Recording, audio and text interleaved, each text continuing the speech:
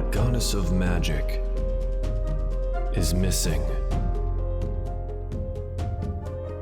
Her champions banished.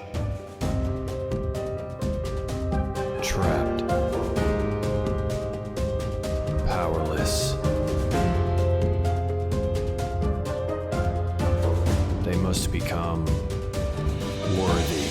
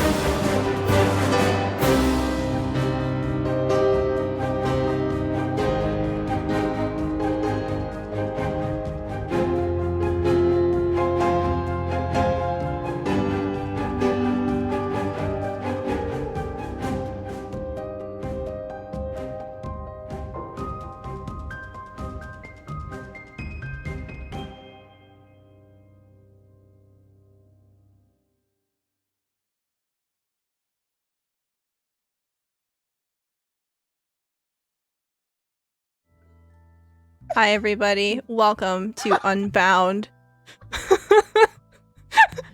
Hello everyone, welcome to Unbound. This is our original 5th edition D&D campaign that uses adventures from Uncaged Anthology. Uncaged Anthology is a collection of myth and folklore themed modules that subverts tropes around mythological beings and monsters that are women. We are also featuring the Scholar class by Benjamin Huffman, both of which are available for purchase on the DM's Guild. Shout out to all of our Patreons. Shout out to everyone here in chat. Thank you so much for being here. Thank you so much for all of the bits and all of the tips. We are going to go ahead and distribute all of those in just a second. I want to make sure that everyone gets all of their chaotic goodies. And, wow, this is already going to be a really spicy game. I can tell you that. Oh my god. I'm so excited to be back. Holy crap. Oh my god, I'm so glad that you're here. For those of you who are new, just to let you know, there are ways that you can interact with this game. There are a few different ways. You can redeem channel points for free to grant a blessing. You can, ooh, I'm sorry, I punched the mic. You can see that there are little dots by the names here. Those count as advantage die, which the players, including myself, can use at any time. Every 10 retweets will set off a wild magic surge. And also, if you want to add an element of fate to the narrative, $10 guarantees a draw from the deck of many things to the player of your choice. We're going to jump right into it and go around and reintroduce our characters, and we'll start off with EJ. Hi, my name is EJ. I am playing Adon, a rogue artificer whose whole goal is to learn everything about everything and return Hecate to the plane where she belongs. Yeah, I'm excited to be back. Excellent. Thank you. And next we have Dungeon Dame.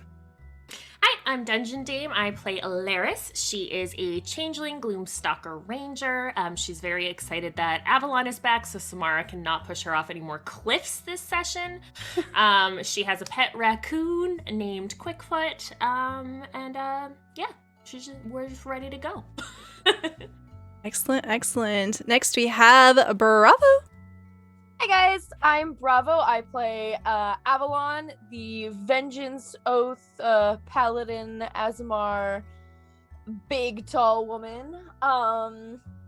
Her goal is to also see Hecate return to her rightful realm in the Grove and to keep her little gaggle of friends in line and in check. Excellent. Yeah, that's me. Thank you. And then we have Giggly. Hi, I'm Giggly. I play Samara. She is a tiefling cleric, and she has a little fairy dragon named Blueberry, and a little, well, he's not little, he's the size of a horse. He's a ruby fish named Finley, and she's the favorite of Hecate. Other than that, she just likes to create chaos. It's true. It's canon. It's canon. It's very canon. Okay. And last, but certainly not least, we have the Lady May. Can you please tell us about the Nell that we knew? Well, I'm May, and the Nell that we knew was a 2'9" halfling scholar chef who ate a flower once and could then eat magical items, and then learned that it was going to consume her. And deck of many fates, her flower is gone. Yes. Uh-oh. It is gone. It is gone. Thank you so much, everyone, for all of your contributions. We are going to go ahead and start right off with a draw. I have Actually- a question. Many draws. What's up? Are you saying the old Nell was short and now the new Nell is not that height? That was my question too. You'll have to find out. Oh, you will No. find out here very soon, my dear. Gods. You know what? In fact, why don't you start us off? Tell me when to stop, Avalon. Me? Oh Yeah, my you. God. Welcome back, baby. I suck at Hey, shuffling. Stop. Oh, fuck. Okay. Don't say that. All right. Next we've got Alaris. Stop. Okay. Adon. Oh. Stop. Okay. And Nell.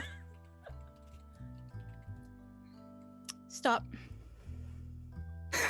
Like how we all sound like we're in pain. Don't say it like Is that. it the ruin card? It's the fucking ruin card. Oh my God. What's going on? Okay. Context. This card will instantly just disintegrate all of your non-magical items. With the Lady May, we've played in different games, and this is the third time I've drawn this card. I keep disrobing all of her characters. Oh my goodness, May. It's a new Nell. It's a new Nell. It's a new How Nell. new It's Nell? brand new. Fresh start. Fresh start. Oh my god. Never before seen. We're gonna be in so much pain today. Oh god. It's gonna be fantastic. Yeehaw. All right, we need a little bit of music change here. Today's episode starts off in a dark corridor. It is very faintly lit. You see a number of green torches, flames flickering against the shadows. And between the cracks of the stone that makes the ground of this place, there is a small rock. It is very plain, it is smooth in texture, but on one side there is a smattering of moss. And from within this moss, a crack has formed. Something has begun to grow out of the rock. A small sprout. And over time, this rock has received a number of kicks, has been tossed about, pitter-pattering downstairs, until it eventually lands on a mat of gray ash. Time passes. It's impossible to determine how much time passes, but it begins to flower. Slowly but surely, another kiss of death emerges.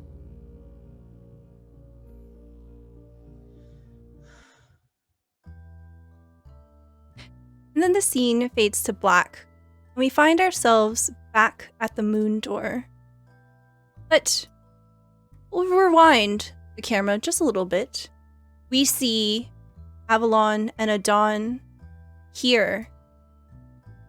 In the distance, we can see the fleeing forms of Alaris, Samara, Nell, and Keela as they begin to head northeast. The camera's not going to follow them. It centers on both Adon and Avalon. You have returned from your adventure, meeting Scylla and her nymph sisters. And you're now back at your home base here in the Moondora, your sanctuary. You do find that there are a number of improvements all throughout the area. It seems that Fiona has been quite busy while you were gone. You see that there is new furniture, that there are a number of tents set up, collections of various things. When you return, where's the first place that you go? And we'll start off with Adon.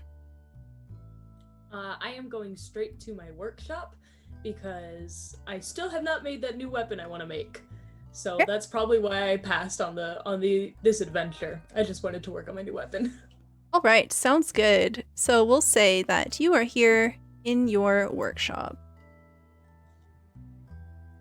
Camera watches you as you flit about, collecting your materials that are necessary, and Quickfoot appears from between two crates. It seems that he has been trying to rummage his way into something, but he seems more interested in whatever you're doing now. So he scoots on over. This is all metal. I don't have anything for you to eat over here. You can go to the kitchen if you want. Please don't eat that. That is a nail. See him like trying to pick his teeth with this nail. He goes, I don't know what. Alaris will kill me if you eat a nail. Please put that down. You see him plop down on his big furry butt right on the table next to you. Oh, I was gonna work there? Okay. I'll kind of slide him over. You slide him over just a little bit. All right. And so we kind of have this montage of you working at the forge, working an anvil. What exactly is Adon making here? I am making, like, it's kind of like a kusarigama. It's like a little sickle on one end, kind of with a chain and a ball on the other end. So it's like a reach thrown slashing weapon.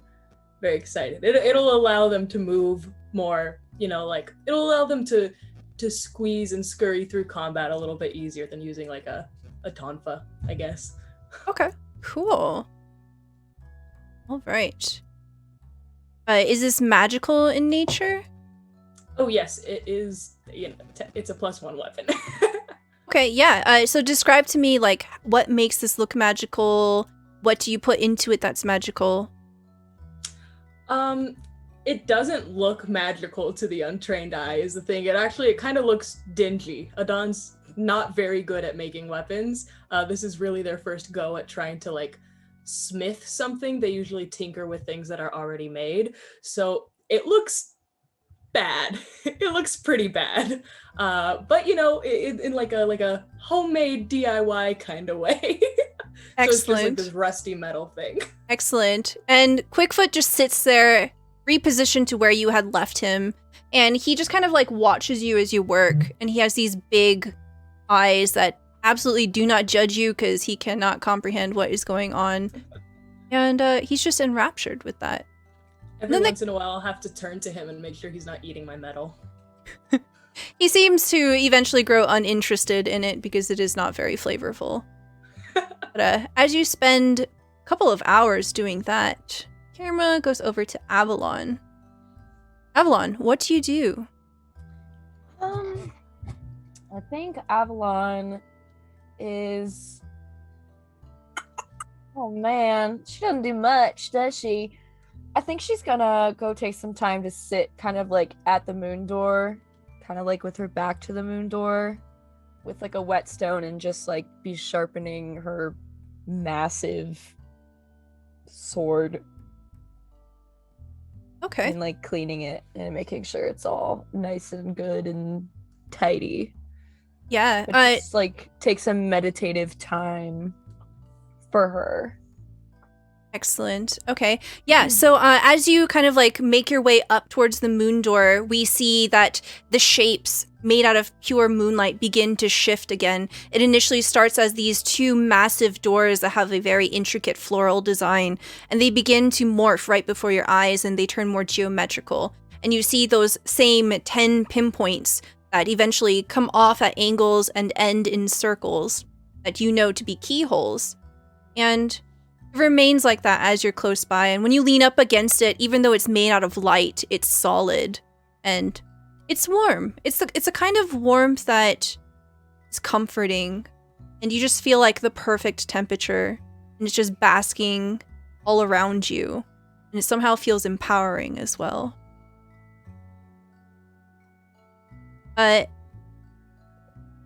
as you eventually finish and begin to make your way down, you wrap around towards the western side here, over to the training grounds. And you can see that there are a number of new dummies that have been erected here. There is one that appears to be quite small. It appears to be Nell-sized. You find another that seems to have a startling sort of likeness of Grot. And a third one, the sturdiest, strongest looking one. It looks like you.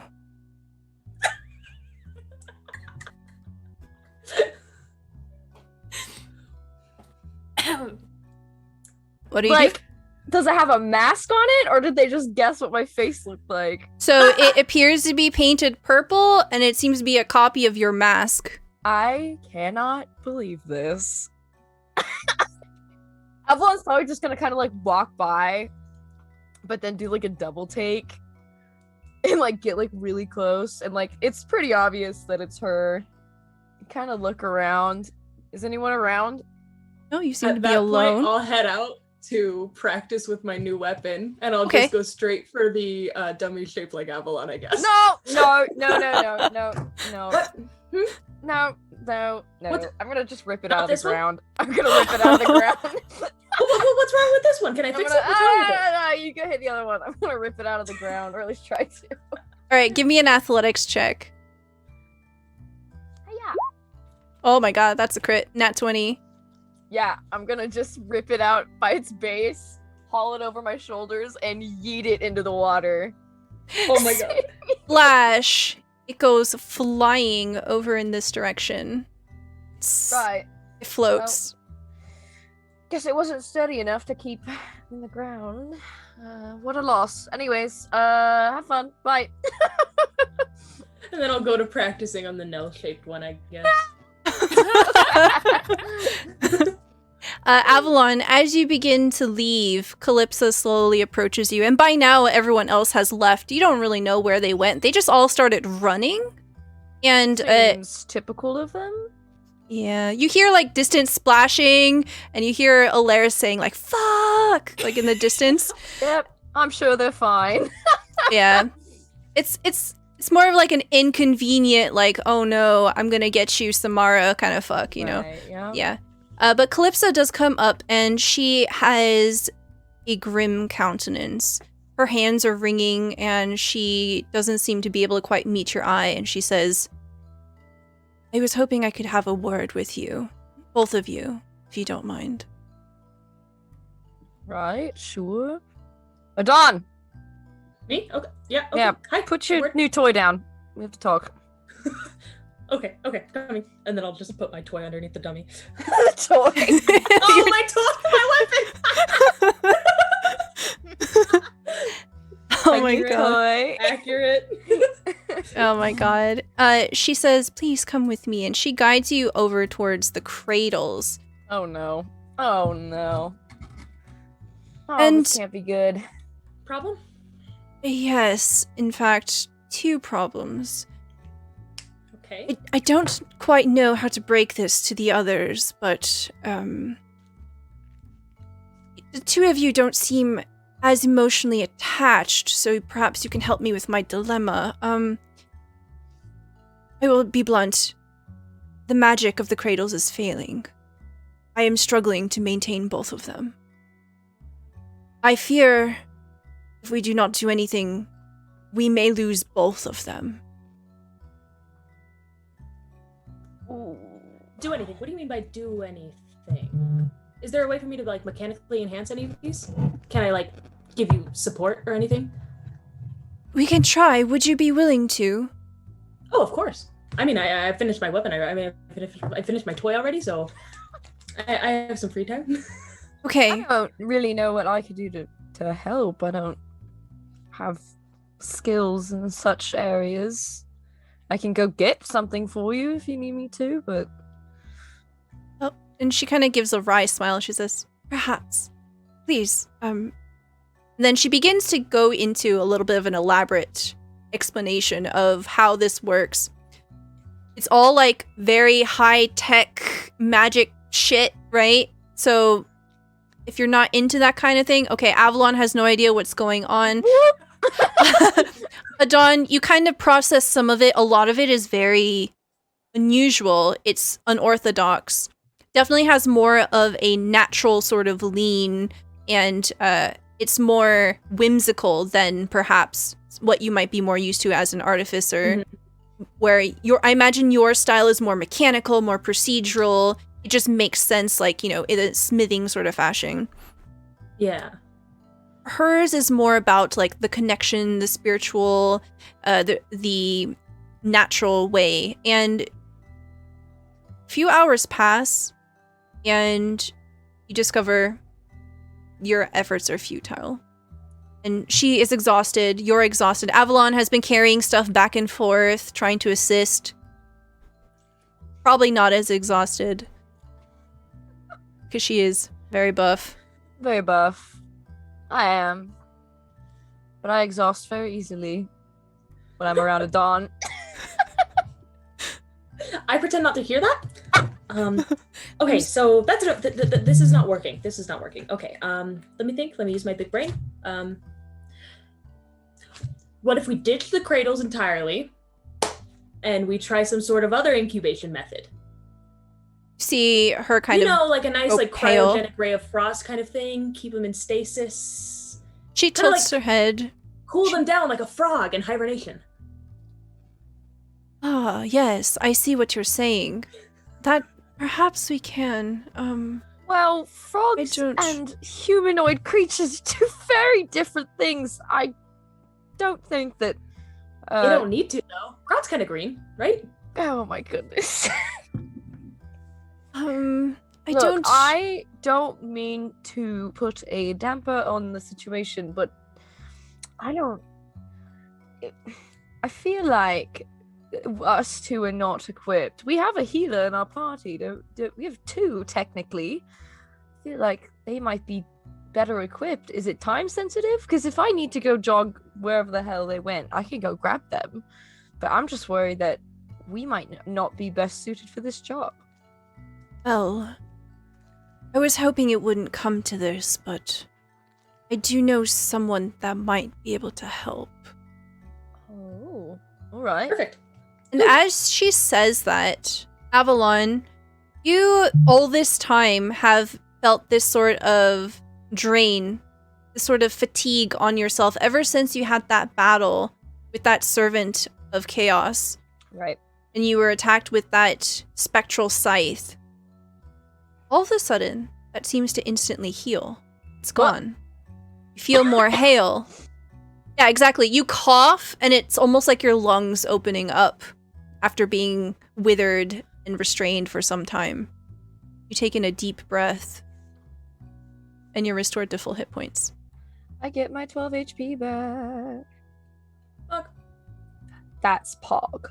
That's right, Poggers. Oh my god, I'm so strong. You don't really know how to explain what just happened, but she says, I know of a powerful wizard, and perhaps I should wait until the others get back so I can explain it to them as well, but right. We may have to barter something. Like a trinket, some food, or something like a soul, or servitude. She seems unsure of how to answer that. Oh no! And just as that happens, we see the others returning. Ah, there they are. Just in time. Does Nell look the same? So, as the group of you come back, rejoining all together here in front of the moon door, Nell, you've been feeling a little different. Think at first the changes are going to be a little subtle. What do we see that's different? The most noticeable difference you'd see right now is she's a little on the paler side, and most notably her flowers are gone from her hair. Every last one. That's not right. That's not right. Is it noticeable? I feel like I'd So you are kind of far away now, but you can see that they have just returned, and they're all sopping wet. I'm gonna do like the mom walk, where I kind of march towards them, be like, "What in the world are you three doing over there? You guys are all wet? What's going on?" Hands on hips. Well, Oh, my I'll goodness. kind of pop up from behind Nell, like, oh, look in her hair. Oh, need a refill. Need some more flowers? I don't. Well, I guess Nyx decided I didn't need them anymore. Who? Nix. Or when I The licked goddess. Samara's Okay. arm or something. There was a lot that happened. You three better explain yourself, right? What did you guys do to Nell? She does not look alright. What's going on? We didn't do a damn thing to Nell. Is Samara telling the truth? Yeah, I'd like to insight check I'd that. like to insight check that as well. Alright. Using my mom instincts. Dawn Do with you an want me to- 18. Do you want Uh, to roll deception? Are you being truthful? Are you trying to hold anything back? I mean, we collectively didn't. So all that really matters is, what does Samara believe?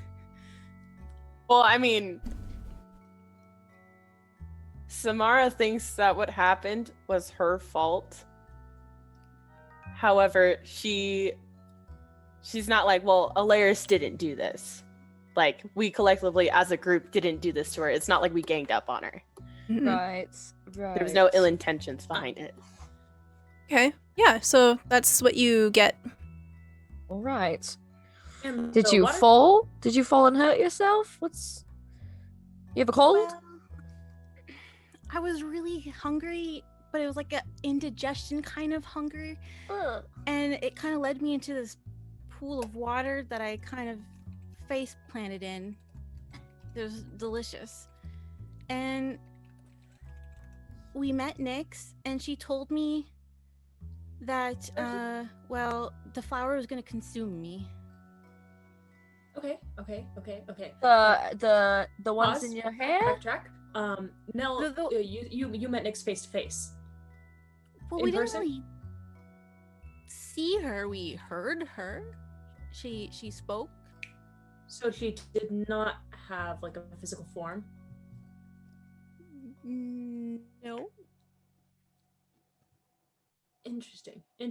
Right. And the flower that was going to consume you, was that the flower that you ate, or the flower in your hair? Well, they were both together. Of course. Okay. The flower that I ate made the flowers in my hair.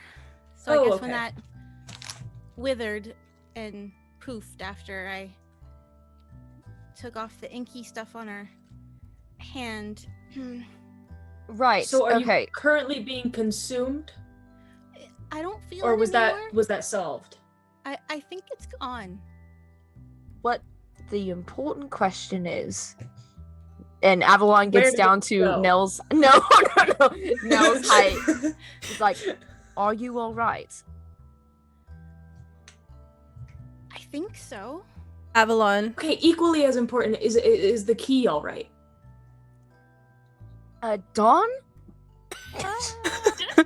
That's our entire mission here. Come on. The fuck up. I don't know. You're the more knowledgeable one on the key things. I'm sure the key's fine. What's more important is that Nell stays all right. Avalon. Correct? Yes. Are you like moving your hands close to Nell? Yeah, you're in I'd front of say her? I want to like put my hands on her little tiny Okay. shoulders, unless they're not tiny and suddenly she's like 7'5" or something No. like that. Towers over us all. She's still a literally. halfling. Okay, so as you like move your hands close to her, kind of similar to like when you were trying to conjure the key images in front of everyone, it just sort of automatically triggers. And what you see is a phantom image. Before you had seen a full key. Now, kind of like rot, you see the phantom of a key. It almost seems as if something has been removed, you surmise that it could possibly be replaced, but as for now, what happened to the previous key, there's no telling. Well, Adon, there is your answer. What is the answer? What is the answer? Seems our key is missing Huh. from Nell. It seems. Okay. And what happened? What happened to the key? Yeah. That we So had to open the door to get our goddess back. What happened to that one? why don't you three walk me through exactly what happened? Now she's back to standing up with her hands on her hips. Why don't you three walk me through what just happened? What, an hour ago? It took you an hour to seem to lose upset a key. now the whole table. To get our over. goddess back. What's Fun. going on? I won't be mad. I won't be mad. I promise. Just go on. Well, so we went to this crazy pond that was like up that cliff. So we had to go. We jumped in the water. We climbed a cliff. Samara pushed me off the cliff. I had to climb the cliff again. And then we found this crazy like pond place, and Nell stuck her face in it. And then it ate her. And then we tried to go in it, but it was solid. So I walked on it for a little bit, and I found like some weird opening on it. Apparently it was this crazy portal. So we went into the portal, me and Samara, and then Nell was there, and she was talking to a disembodied voice who we determined was Nyx. Nyx mentioned something about the flower consuming Nell. And then Samara's arm started getting wonky, and Nell licked it. And then it was no longer wonky anymore, but then Nell didn't have the flower anymore. But Nyx gifted her with something. I think maybe she's Nyx's champion now. I'm not 100% sure on that one. But anyways, the flower's gone, and then we came back, and now we're here talking to you. That about sums it up. Okay, what do you mean by gone? Like broken? Like missing? Like destroyed? Like just not here? Like no trace of it at all? Alaris, let me see it. Let me see it all. Come on. The map. Let's see it. I'm like, what? Undress. Take your shirt off. Let's go. You know, I see the key. I have, by no intentional design, made this game so that, like, the characters are just constantly getting undressed. I'm sorry. Okay. Yeah, Alaris, you T-pose, and we see the map that has been etched onto your skin, the Nyxian map. And what you notice, Avalon, as you're looking over her, you still see the two pinpoints that indicate the two different keys that you have not approached yet. The star key you have the star key, the dawn key in the desert, the dusk key in the mountains. And you see on Alaris's palm, there's a skull. In the center of the skull, a new key has formed. Okay. What's this? Where is this? This? Well, this is where Dawn was when they disappeared. So the key. So you're telling me that the key that we're searching is back in the underworld, and we have to. Not necessarily the underworld. It could just be in a different plane. it's possible. Like I'm It's just possible gonna the say life key is some sort with of death. extraplanar That's the travel. thing that happens. That's a possibility. Well, I'm gonna Jeff hold isn't up there, so- Alaris's hand for everyone to see, and just be like, "Something tells me that the skull imagery could indicate that it would be a bad place. I don't think it's gonna be some walk in the park. So, but if it's a key that Nell needs to survive." No. I think the thing was. No, I it think was gonna it's kill gone her. now. I don't think she needs it to survive anymore. It was She killing looks- Survive? her. You ever needed it to Gonna survive? take over her. She does not look good, so Okay, she but- needs something. But it was killing her. So maybe giving her the key back, not the best plan. Maybe she needs a different key. I don't know. Well, we do have a star key. Wait, When I wait. check out on Nell's a pale second. skin, does it look like an illness, or does she just look like she hasn't seen the sun in a minute? Hasn't seen the sun in a while. Okay. Where'd that sweet little nurse go? I forgot her name already. I'm so stressed right now. My Dryad. Dryad, yeah. Can I do like a quick medicine check on Nell, just make sure that she's Absolutely. Generally Roll me fine. medicine, please. I don't have great medicine. 4. Something's weird. Something's weird. I'm gonna take Nell over to the kitchen area and I'm gonna have her sit down while I make her a little something to eat because she's probably not feeling too so I'm gonna take care of her. Fiona's like, is there anything I can do to assist you? Do we have tea? Can we have some tea? Do you want some tea, Nell? Oh, warm tea does sound lovely. I can make tea. I'm very excellent at baking tea. Did she say baking tea? Yeah. Now that's what she said, yeah. Special kind of tea. Fiona, we don't bake tea. Oh, don't worry, I've got this. Okay. You don't know that. You could bake tea. I'm sure. You're not there. French onion soup. Oh, I've got the ingredients here somewhere. I'm gonna look around, see if we have any cookies or biscuits, stuff to go with the tea. There's that muffins. She can munch on. Yeah, there's always actually a very large jar, and it says Nell on the side of it, and it smells like cinnamon muffins. Hold on a second. Does this mean Nell can't bake anymore? Is this the change you guys are telling me? Because I don't know if I can be in this campaign anymore if Nell can't bake. I don't know if I can handle that. I don't think Nell would lose her skill that quickly.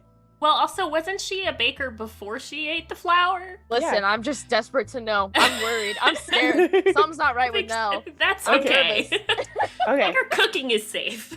Okay, so you do know that Alaris has the star key. And Avalon, you did see that there is a vacancy in Nell now. Vacancy. Nell, if you could tell me on a scale from 1 to 10, 1 being I feel fantastic, and 10 being I think I'm going to die. Could you tell me about how you feel? And be honest, I won't catastrophize. I mean, come on, look at me. I've never get upset or brandishly angry about anything. Well, 5? 5. Technically, or would it be whatever is the number that would be both? We could do 5.5. That's fine. Well, we definitely want you feeling your best, so I have heard tale of a wizard who is apparently very skilled in the healing arts. And we have run into quite the problem with our friends in the cradles. So I totally forgot to bring that up to my friends that just came home. We should probably arrange everybody. But what I'm saying, I'm rambling. I'm so stressed. We could possibly see if he might have some insight as to what is going on. Well, if it's a 5 and you're not going to die anytime soon, then maybe we should just get the key back first. Adon has been sitting here this whole time trying to figure out a way to get back into the underworld. Avalon forgot Adon was there. Oh god. Well, if it's not dire, you said it's a 5, 5.5. You're not going to die. I mean, really, are any of us ones? That's true. Is anyone? Thinking about it like a 7 at all times. Yeah.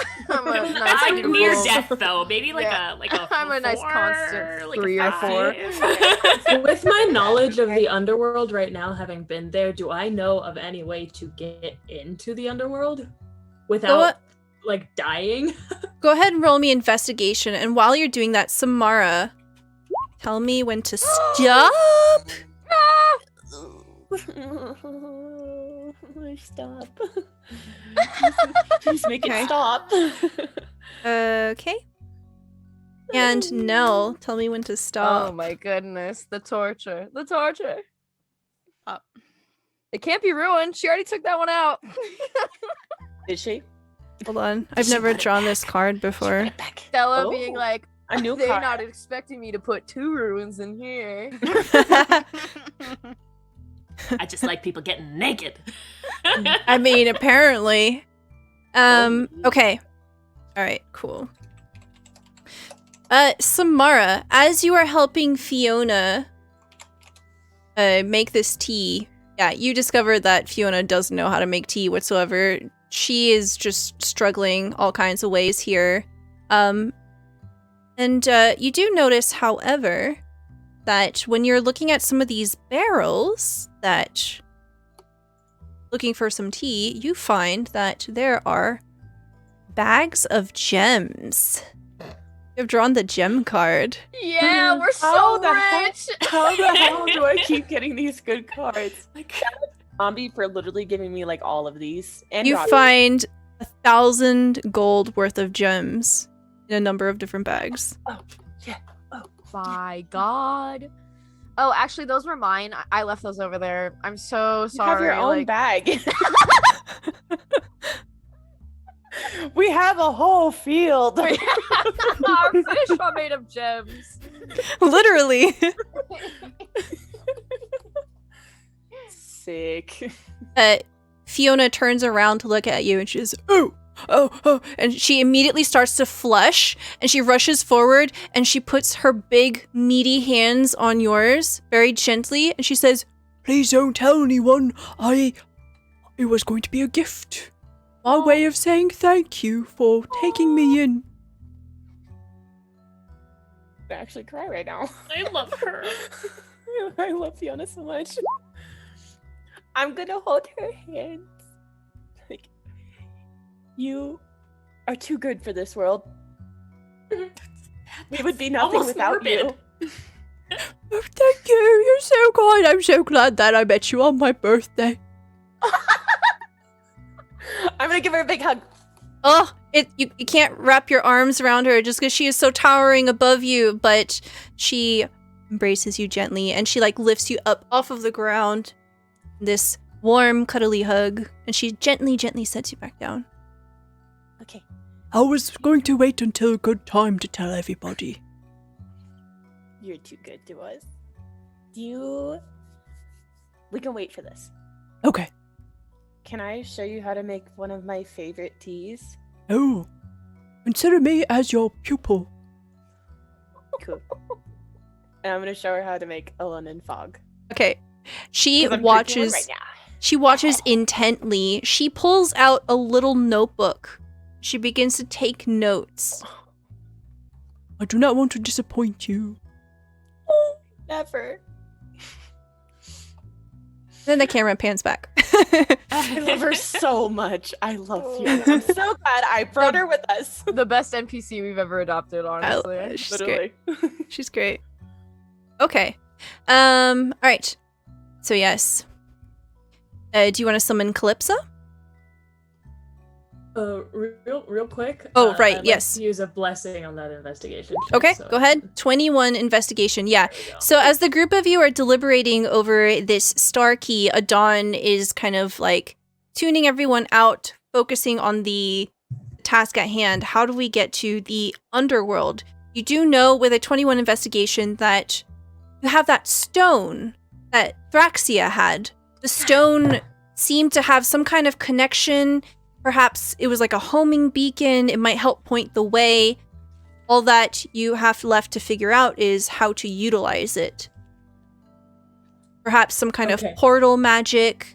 Perhaps some kind of teleportation spell. Someone who is very versed in these wizardly arts might be able to help you with that. Okay. To the wizard! Methinks we have to go see a wizard today. Where's my inventory? Okay. Oh my god, Oh, bro. bravo, I missed you. Well, I mean, that makes sense. Yes, I'd love to summon our sweet, beautiful, dryad nurse. Okay. And like, so, oh god. what is this, is he a...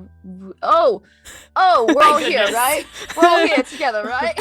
Yeah, and we're gonna go ahead and say that in between like that conversation and this one is when Calypso had basically debriefed everyone at the end of the last episode. So she brings everyone up to speed about the cradles, about that she can't sustain both of them, and she knows of a wizard that might be able to help you.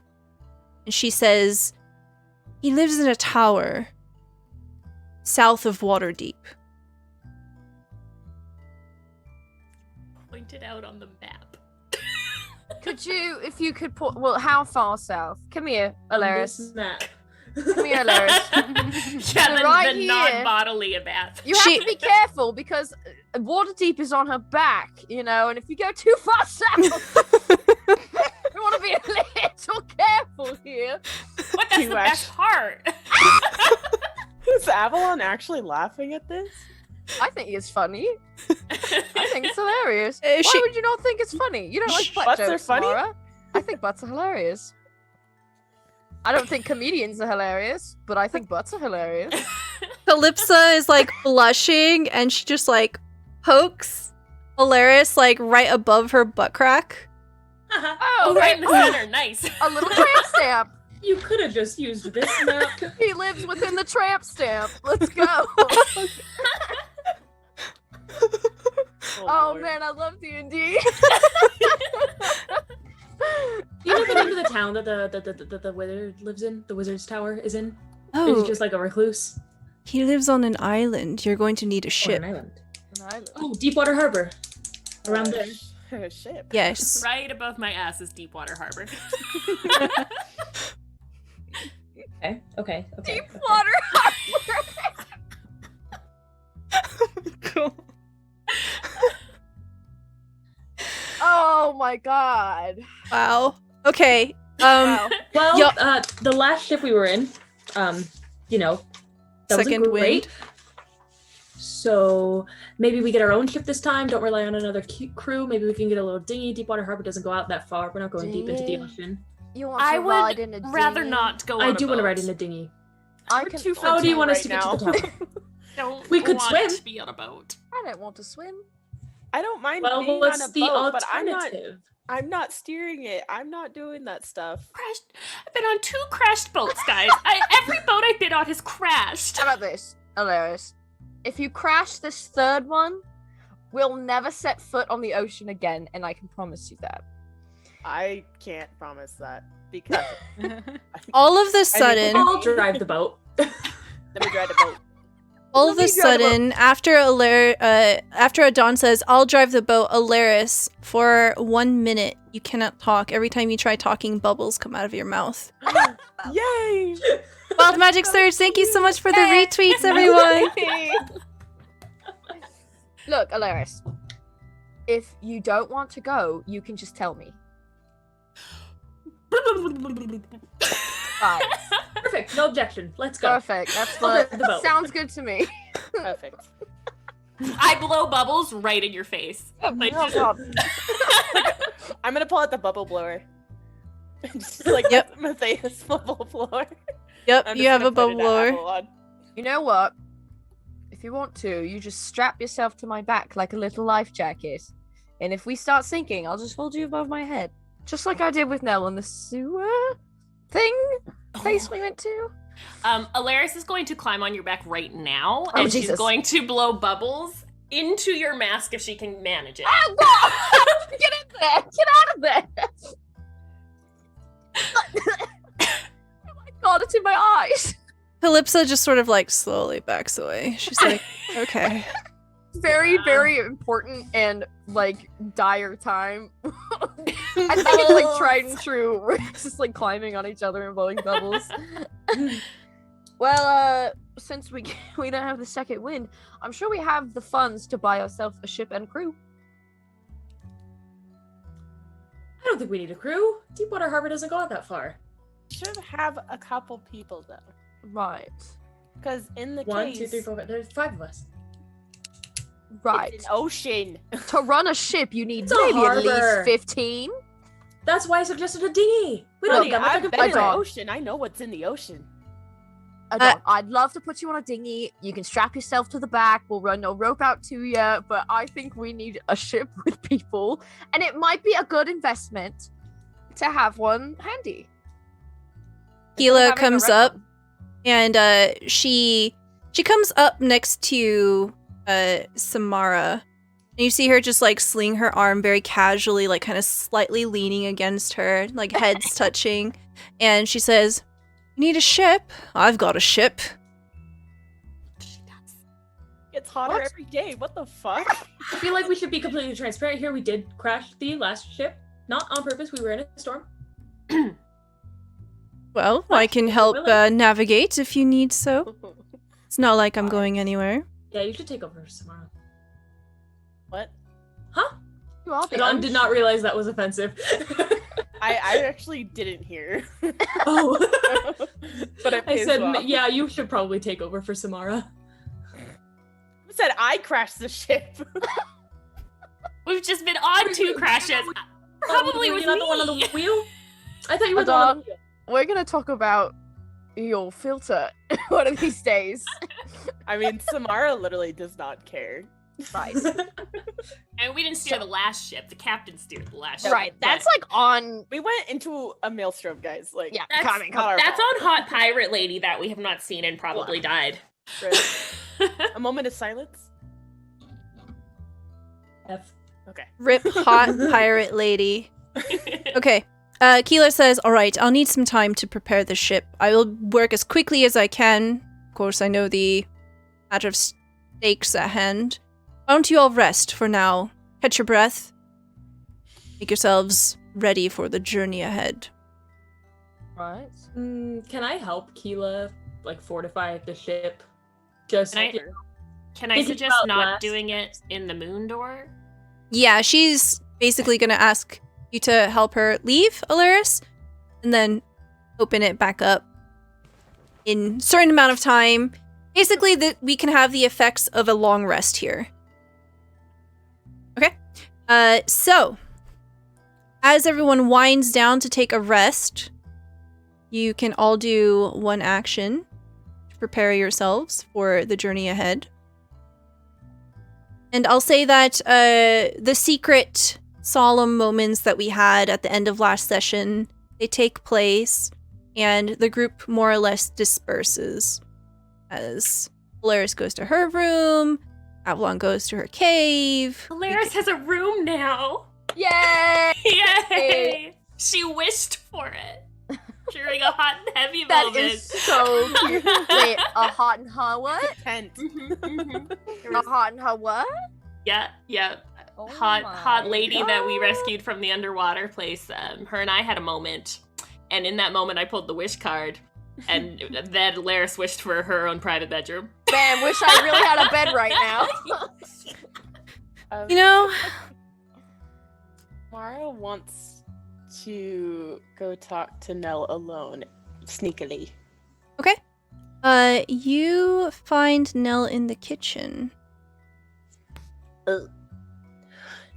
Nell, do you mind if we go somewhere private? Sure. I'm like, fuck, where's my room?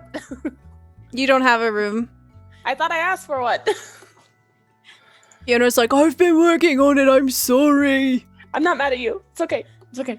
Oh, fuck. Fiona's like, oh, I'm going this way, and then you're all alone in the kitchen now. Okay. So I didn't mean to, I got rid of your key. It was me. Because of your arm. No, I wished for it to be gone Oh. because I didn't want you to die. I didn't want to die either. Well, I wasn't thinking a lot about it, but I mean, it was very stressful because that happened when you were licking my arm.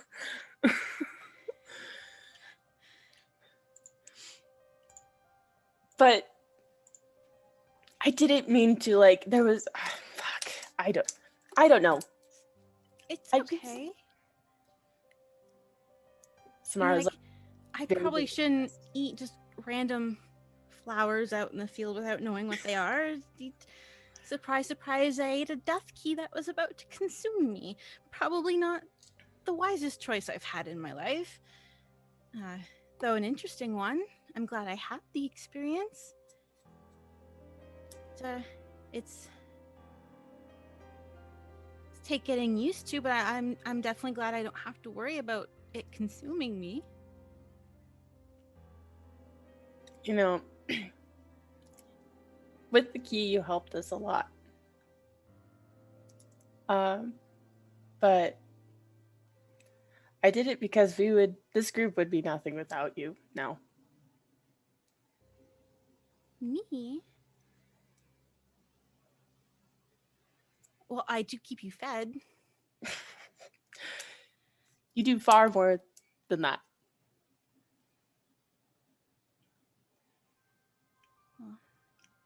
She like blushes. She's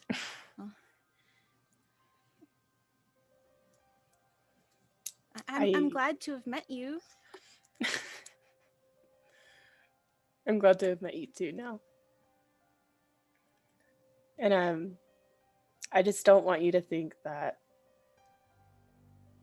since you can't heal us with your flowers and you can't do those types of things anymore. I don't want you to feel like you can't contribute to anything or that you don't have a purpose in this anymore, because you will always be a part of this group no matter what, and I wanted to keep you as long as possible.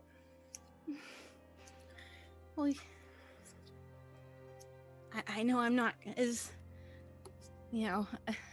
amazing and magical as everyone else and stuff, and who knows, Nyx did touch me and little hand and night, and confused about that, but maybe like Alaris's map, something will happen. I don't know, I might be useful more than keeping you fed. I'll gladly always bake and make stew and shepherd's pie and spiced apple rum cider. Samara, as she is saying this, you kind of think back to when you had all had your first key. As champion, having your first key unlocked something within you, and you've definitely manifested powers that you can still access now, even though the primordial form has passed. So, with what Nell's saying, maybe something might happen of a similar vein. And Nyx told us that she was a champion of, like, Nell was her champion now, or DM. It's a little unclear, but definitely Nell and Nyx have a connection of some kind now. Okay.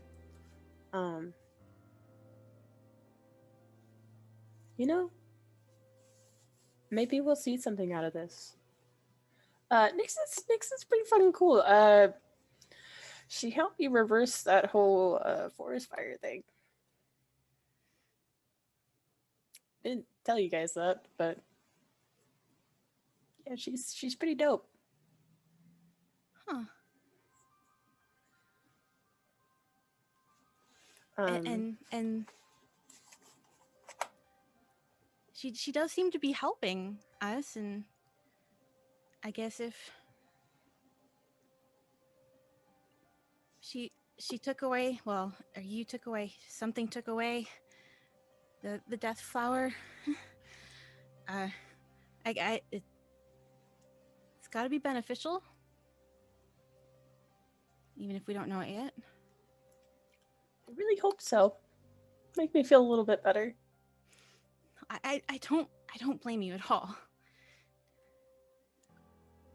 That makes me feel better. I was worried about you more than anybody else. Well, I know I come from just a small village of bakers and stuff like that, and it's quite the ride, but even if it all ended and I got consumed, I wouldn't have changed anything.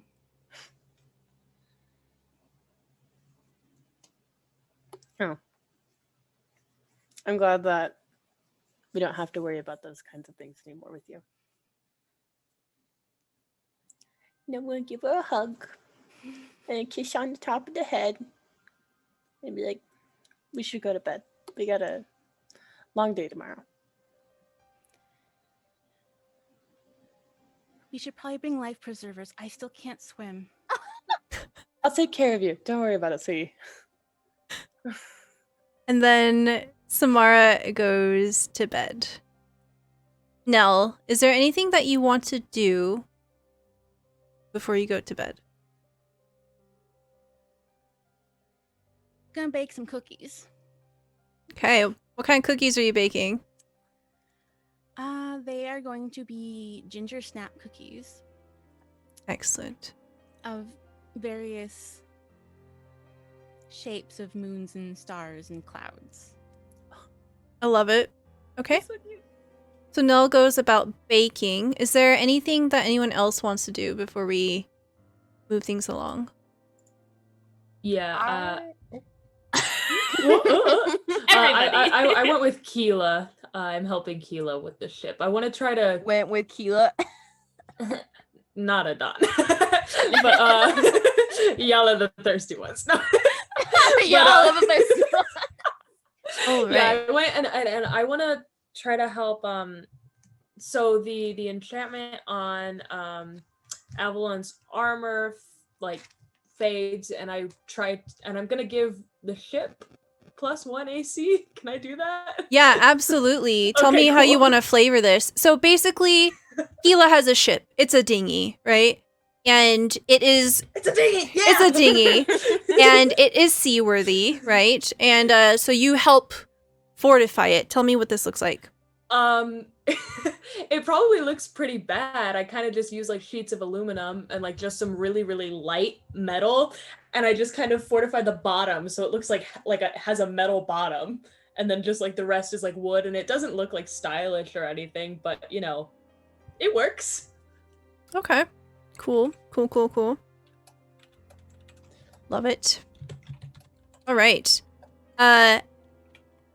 Dawn, as you are doing this, you feel something on the edge of your perception. It's a familiar sort of feeling, ghostly, disincorporated. Spirits are lingering near you. They are drawn to you. They always have been. And they seem interested in what you're doing. And you hear, with your second sight, their voices and just whispers, incoherent and distant. You have drawn the Fates card. I don't know what that is, but I'm scared. Finally, someone that stopped me. Fates card allows you to alter an event. You Come cannot... back to me. Yes, Come back to I the will give you a moment. So obviously you can't just say, I wish Hecate was back, right? Yeah. But so within...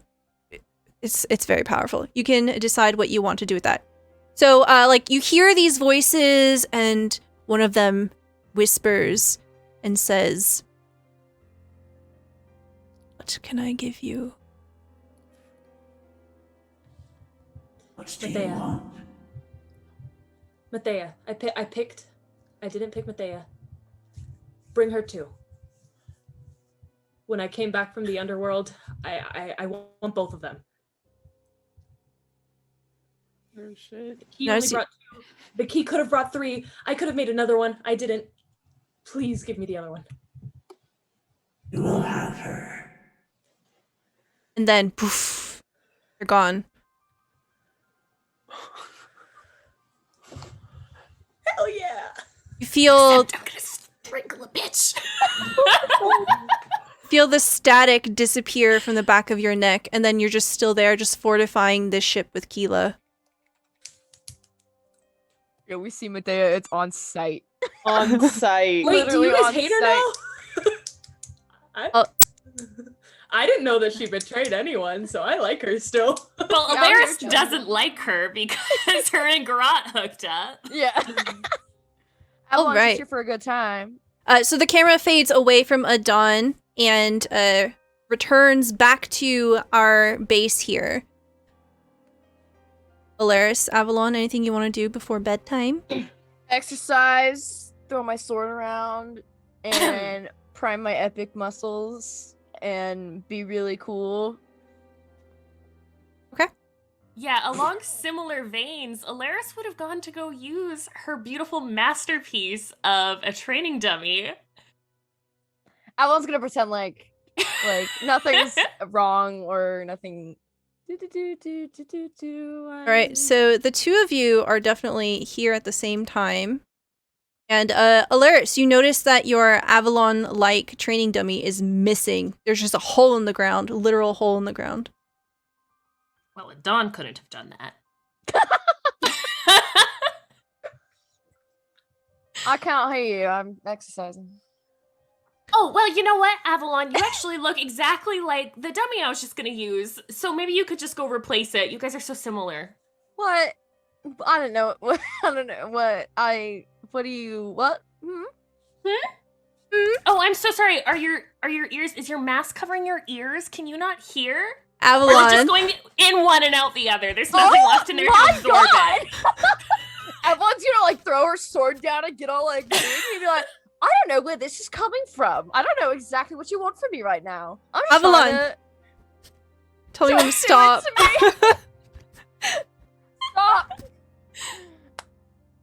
Okay. All right. Avalon, as you are fronting with Alaris, just getting all up in her face, two of you hear a splash from the direction that you had thrown the dummy, Avalon. God. You didn't put a person in there, did you? It's not like a soul in there? Not to my knowledge. Oh, God. What did you do? What did you do? You took it out of the ground. You're the one who made it look like me! That's just paint. I'm gonna march over to the shore. Okay. So the two of you kind of move over to the edge of the platform, and this platform goes 100 feet down. You can see that the water is expansive. It goes very far in all directions. And you can see it is very clear. In the perpetual moonlight of the moon door here, you can see straight to the bottom. You can see the sand, and you see the big, large ruby fish swimming about. And you see the dummy that you had ripped out, Avalon. It's trying to swim. What the fuck? Oh. It's trying to make its way towards the lowest tier of You the... created some kind of fucking zombie after me. Now look what You it's touched doing. it last. You're the one who made it. What do you mean I touched it last? If I hadn't thrown Painted it. what are you talking about? Clearly you Oh. did something different. All I did Oh was my. paint it. I mean, I know I'm a really realistic painter and it looked just like you, but like, come on. Oh my god. I'm gonna pick up a rock and throw it at it. All right, go ahead and roll me a sleight of hand here. Sleight of hand. Okay, 17. Yeah. So you see it kind of like pull itself up out of the water, and it's slowly making its way up the different tiers of mushroom platforms. You throw a rock, dink, it bounces off of its head, and it pauses for a second, and then it continues making its way towards you. I'd like to use my divine sense to determine whether this thing is going to kill and replace me or something. This is Avalon now. This is Avalon now. Okay, divine sense. Okay, tell me what this looks like as you activate this. I'm gonna this is gonna be so cringy. Avalon's gonna like adjust her mask like in the anime, and then like it makes the glasses shine, you know what I mean? Mhm. But she's gonna do that with her mask, and then the eyes are gonna shine a little bit. Okay. As your divine sense turns on, you can see that it is, whatever it is now, it is celestial in design.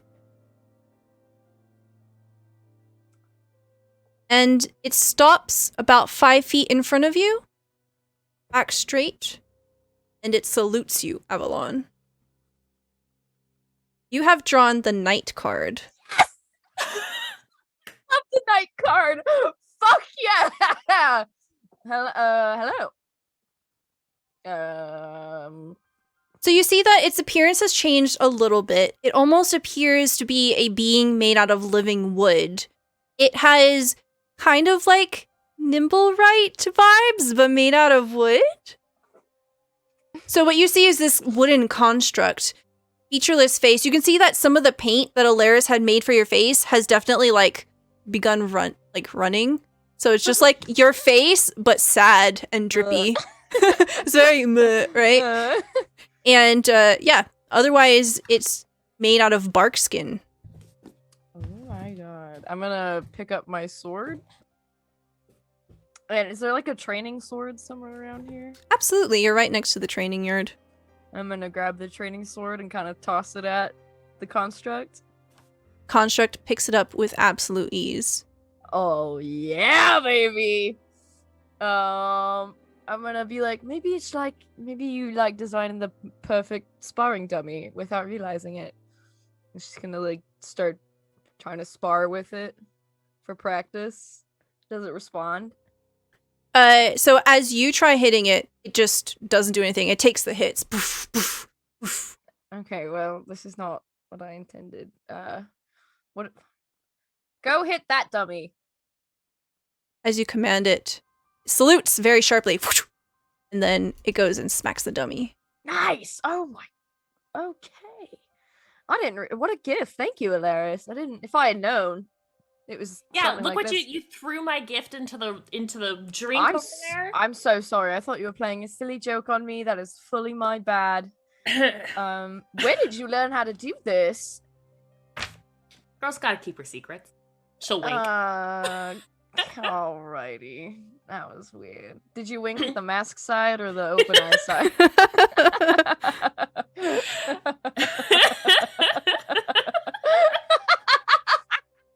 love the idea of you just keeping your eye open, be like. I know, but otherwise it probably looks like a blink. So like neither are good. We've discovered Alaris cannot wink wearing a half mask. No winking allowed. Well, yeah, she winked with the mask side, so she's just staring at you intently, essentially, with finger guns. Avalon's be like, right. Well, I feel like he needs a name. Not me looking through our water deep notes. I know. I think his name was Nim. Mm-hmm. Was it? Yeah. Yeah. That sounds Is that right. the book you pulled out? You pulled out our water deep book. Through my water deep notes. For context, chat, Dungeon Dame, Bravo, and I all met playing Waterdeep Dragon Heist. That's how we all met. It was Nim. You are 100% correct. Yeah. I found it in the notes. My little sorcerer, she had a little Nimblewright friend towards the end. You know what? We'll let him do his thing. Once everyone meets in the morning, maybe we'll see something come up. But for tonight, I hereby name you my squire. Congratulations. As you say that, it moves in front of you, and it drops to one knee and bows its head. Oh, I'm like a cool knight. This is so it's awesome. like the picture. Woo! Like the picture. So, are you naming him my squire? Is that what you No. decided to call him? No.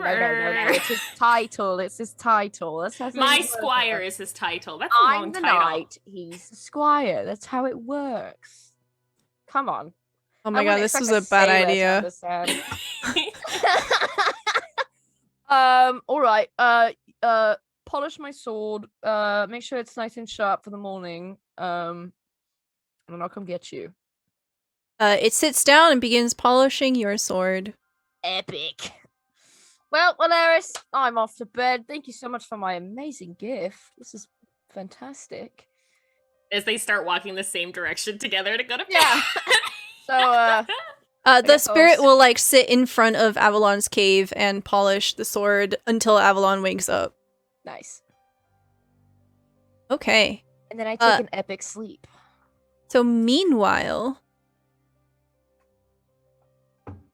we have Nell nestling in getting ready for some sleep. Is there anything you want to do before you tuck down?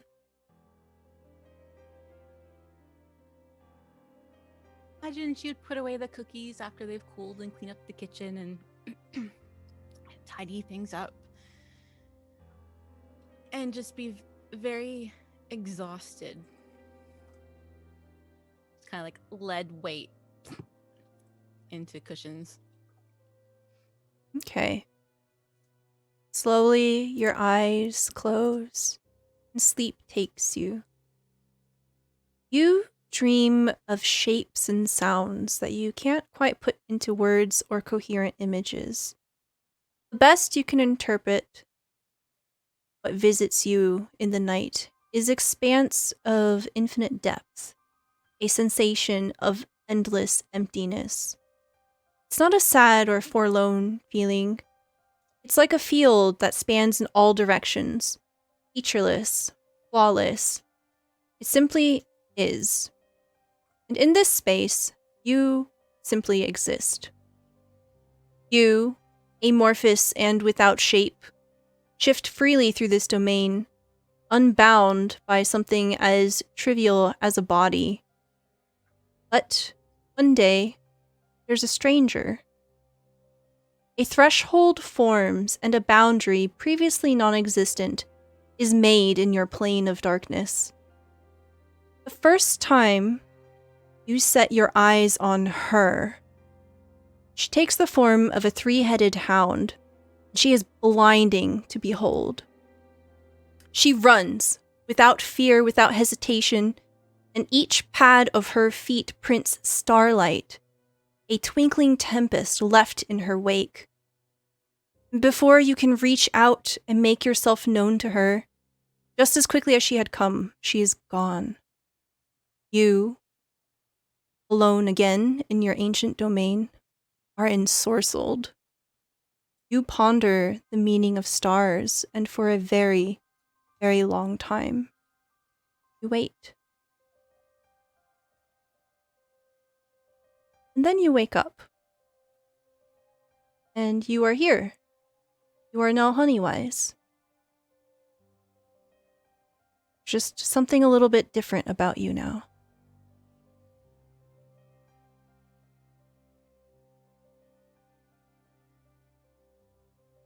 What does Nell do when Nell wakes up?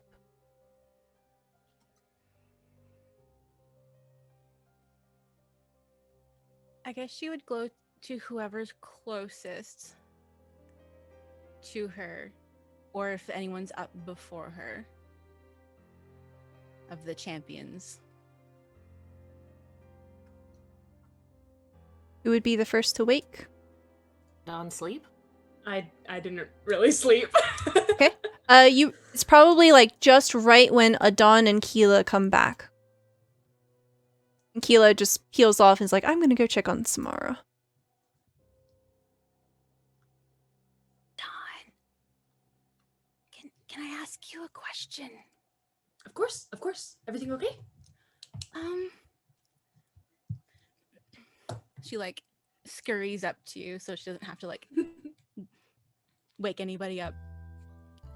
So I had a dream, and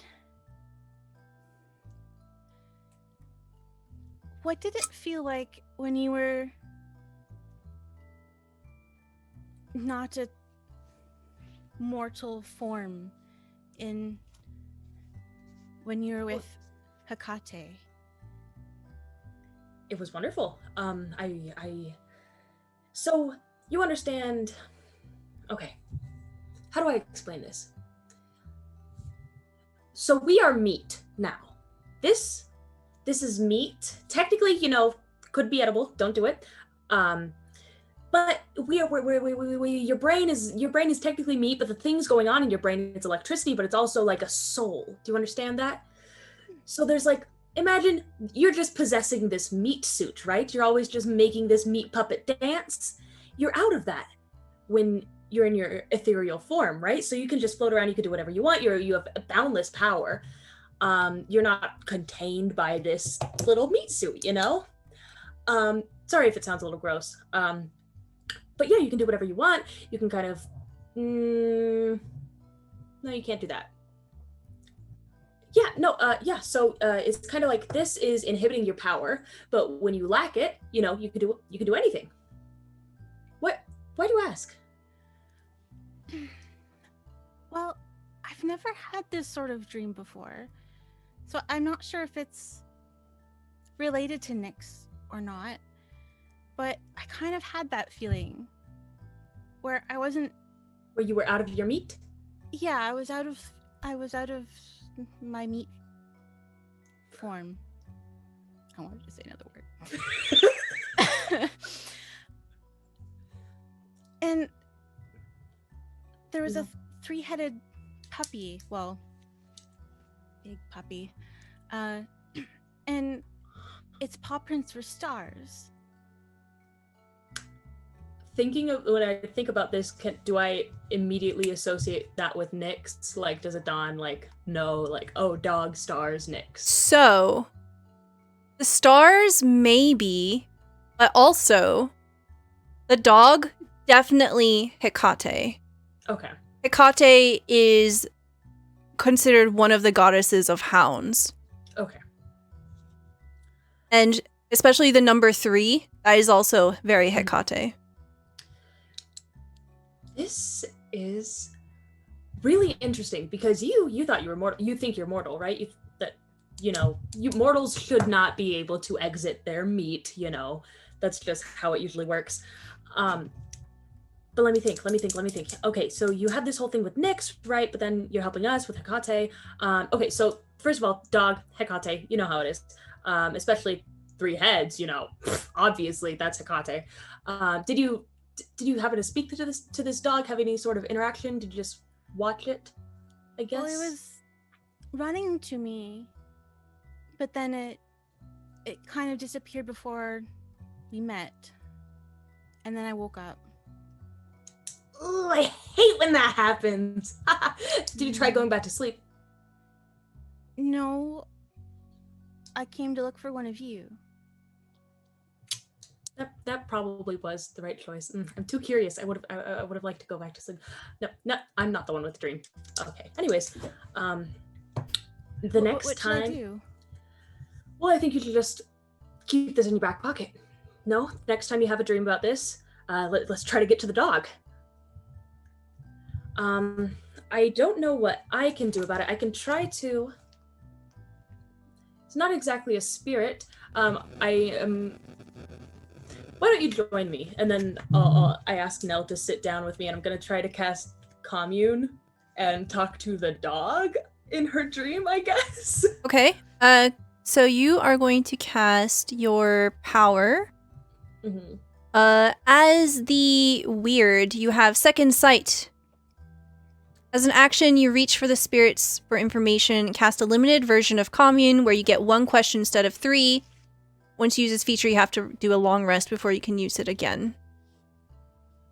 So, what we see is Adon holding hands with Nell, and instantly your consciousness is transported, and you are taken to a realm. I can't remember if I made it black or white. I think it was black. Okay, a void. It's almost as if you're sitting in a very thin pool of black water. There's nothing around you. And as you're looking around, all of a sudden, something forms behind Adon. And it's almost as if someone is whispering right behind your ear, Adon. And you hear the spirit. What would you ask of me? Oh, I never think these things through, do I? Okay. Is there a way to contact the dog from Nell's dream? Hold on. I think you have to ask a yes or no question. Technically, that's a yes or no question. Okay, Wait, yep. but that wouldn't be a very helpful answer. Yeah, so I'll let you rework that. So it has to be a yes or no question. It can only answer yes or no. Or a maybe if it's kind of convoluted. Okay. Ooh, I didn't think it through. Never do that. I think I'm gonna stick with that question, though. I think I do want to know if there's a way to contact the dog from her dream. No. And then spirit is gone. Man, these things are never helpful. You think you know you're a spirit, you know most things, you know things that mortals can't see, but you never want to help more than a yes or no, do you? Okay. Sorry, Nell. I can't do more than that for now. Okay. If there's a certain question you want to ask, it has to be a yes or no question because these spirits are very unhelpful. Get back to me in about 8 hours, and then I can do that. Also, I would greatly suggest that you start writing these dreams down because dreams can actually be a great insight into, extra planar happenings and things like that. I'm going to do a little bit of research into this hound and maybe the stars. Yeah, maybe the stars. And then I'll start muttering to myself and just kind of walk away, trail off with this. I'll make breakfast for you. Oh, thank you. Excellent. Okay, so Nell goes to make breakfast, and I'll say that everyone else rouses about the same time. You are all pretty much summoned by the scent of food. And Nell comes back with food for you. And as everyone gathers around the table here, Nell presenting food, I think this is a good time for us to take a quick break. We will be back in 5 minutes. Grab a drink, do a stretch, and we'll be back before you can say... Hecate. Hecate. That's much too short. And we are back. Thank you so much for your patience, everybody. So Nell, what do you make everyone for breakfast? She makes them all star-shaped pancakes. And she puts out the plate of cookies as well. Ooh. Excellent. Everyone digs in. I think there's probably plenty enough to take some rations as well. And Fiona is ecstatic. This is Fiona's favorite thing to eat. And she apologizes for eating half of the servings. But I think at this point, you probably have anticipated that. And yeah, everyone leaves the table happy. And for expediency's sake, we'll say that you accompany Keela to Waterdeep, and especially Adon, having been there, fortifying the ship, you know exactly where to go. And you find a dinghy, and it has been reinforced with the assistance of our dear artificer. And as we are in Waterdeep, scoot on over here. You notice a change in the weather. It is very wet. It is raining heavily. There are dark storm clouds. Do not laugh at that. What the heck? Oh my god. I knew the second it left my mouth. Oh god. I saw Dave literally went. Yeah. Listen, I didn't say it though. Oh Just my my God. eyebrows said it. We are degenerates. Literally, we are horrible. it's okay. I love it. I wouldn't take any other version of you. Oh my Okay. God. So it is raining heavily. The sky is gray. You hear thunder roll overhead. Winds are picking up. There is something coming. It is a storm, a very bad storm. And Keela is already doing boat things. I don't know any nautical terms. She's pulling on ropes and things are coming down, things are going up, and the dinghy is being prepared. And she says, "All right, hop on, let's go." Really seemed I like hop a on. good time to go. It's a little stormy. We do not have the luxury of time right now, I don't believe. We can all swim, right? So, it's fine. Well, Nell can't. I can't swim. We bought rope. Rope works. Avalon, you can swim well enough for 2 people, though, right? You I can hope swim. so. I Only have. one way to find I'll out. take care of Nell. Don't worry about it. Hey, Avalon, what type of armor do you have? Can you swim? Or do you sink? I have a new little buddy. He's made of wood, so I'm sure he'll float. Are you taking your spirit with you? Absolutely, I am. My little Okay. squire. Oh, I need help naming him. Just think about it while we're on this little journey, but he doesn't have a name yet. All right, chat. We'll No, take he does. suggestions. It's my squire. Dummy, right? He's a dummy. Don't call him that. That's so mean. He's alive, Adon. I knock on its head. I don't think so. Dummies don't move like he does. Just saying. How did you do this? What kind of... And I start, like, kind of looking around for, like, gears and moving parts and stuff. Oh, well, Alaris It was a made him. gift. Yeah. Alaris made him. Oh, you for made me. him. Yeah, totally. Will he rust in the water? Will his No, joints... he's made of wood. He's stiffen not gonna rust. He might expand. He How do might you- bloat in the water, I guess. No. I finished him with paint. He'll be fine. No water will get in. That's how that works, Okay. right? I'm gonna table this for now. That is not how it works. We're gonna talk about this later. Boat now. All right. The boat. Is that a boat sound? Yeah, now it is. It is today. It is. The What's a boat big- pulls out of the harbor and y'all begin to head south. By ship, you make your way towards an isle. You see small island, lonely in the Deepwater Harbor. Is that what you called it? Yep. You see, pressed against the gray sky is a great spire of yellow stone.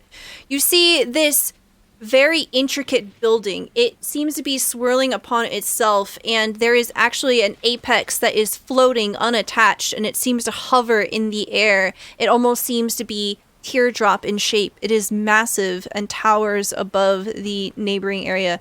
Keela does a great job of navigating the ship. She seems to be completely natural and at home at it.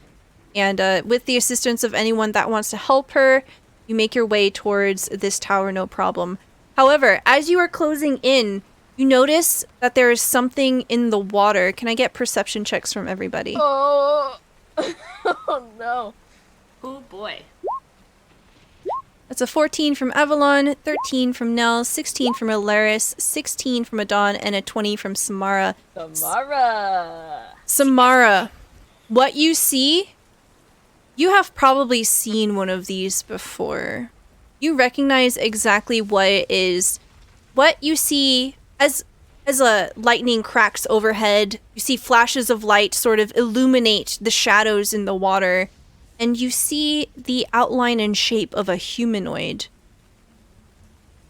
that is over 26 feet tall under the water. And you see this giant lumbering towards the island slowly. The storm is buffeting the ship. The ship is crawling as it's heading towards the isle, fighting against the wind. The storm giant underneath the waters is not deterred. Eventually, it makes it to the island before you, and you see, as lightning cracks above you again, pale purple-gray skin and hair. You see glittering emerald eyes. It looks over towards your direction, just for a moment fleeting, and then it looks back to the tower. You see it pull a large sword from the water, a great sword, nearly the size of him, almost equal in length to the tower, about 30 feet long. And he takes it into both hands and he smashes it against the tower, but right as you see it about to connect, you see a ripple of light around the tower, a barrier of some kind deterring the blow. You hear a mighty voice boom out. Surrender unto me your ward, Calibor. Do not test my patience today. Storm clouds seem to be slowly pulling with the giant. The sky is most darkest above him. Oh my god, this is so fucking cool. Holy Holy shit. Holy shit. Alaris is white knuckling whatever she is sitting on or standing, like any railing, whatever. She's very tightly holding on. I'm just Very gonna, afraid. Push Alaris down, like have her sit down so she's not looking at it all. Don't worry You about it. can't see it, but like Avalon has like the biggest, like widest grin. She's like horrified, but like it's like just totally in awe of this like awesome creature. Samara too. Dawn doesn't seem phased one bit. They're just kind of like, okay, so we can just sneak around. It's gonna be fine. Sneak around. Trying to figure out how to. Yeah, okay. Yep. All right, Samara, can I get a nature check from you? Don't forget, everybody, you have blessings, you have nat 20s. They're at your disposal. Oh, can I use a divine sense as well? Yeah, for sure. Go ahead and do your divine sense. Can I use a nat 20 for that? Okay. Why not? All right. So that is one of Samara's nat 20s. With a divine sense, you sense celestial fiend or undead. Okay. You sense celestial in the boat with you. Everyone's lighting up, including Keela, including Nell. That wasn't like that before. She is now lighting up. Avalon keeps like looking at the giant, but then looking back at Nell and be like, "What? Huh? Wait. This fuck. Okay, Samara, with a nat 20, storm giants are definitely one of the closest things to encounter here that is almost like a minor god. You know that they are solitary creatures and they tend to occupy palaces covered with algae and coral at the bottom of the ocean, or in grim fortresses in undersea rifts. You know that storm giants have great ancient memory. They are very old creatures. They seek to restore what is lost when empires have fallen over time. They don't compete for status. They are generally good-natured, and they see the events of the world from a wider perspective. Some say that they even have some kind of distant, limited ability to tell the future. They can foretell the rise and fall of kings and empires, see the beginnings and ends of fortune and disaster, and find patterns within seemingly unrelated events. By reading omens and prophecies, they learn vast number of secrets that are otherwise forgotten. So you see this ancient creature, and it continues hammering away at the tower with this giant sword. This sword easily... I can't do math. 8 times bigger than any of you. Did it speak in common? Or giant or primordial or... We'll say it's spoken common. Okay. Well, looks like it wants to talk to the wizard as much as we do. Should we lend it a hand? Lend it a... We want to get the... We are not here to We kill both the wizard. we both want to talk to the wizard. I don't think the giant wants to speak to the wizard, as it wouldn't have tried to kill... It's trying to get into the tower, you know. Adon, please, no, that's not what it's doing, I promise you. I think the wizard can hear it. I think you could speak to the wizard. The wizard's just not speaking back. It's outside. That's no way to hold a conversation. Even I know that.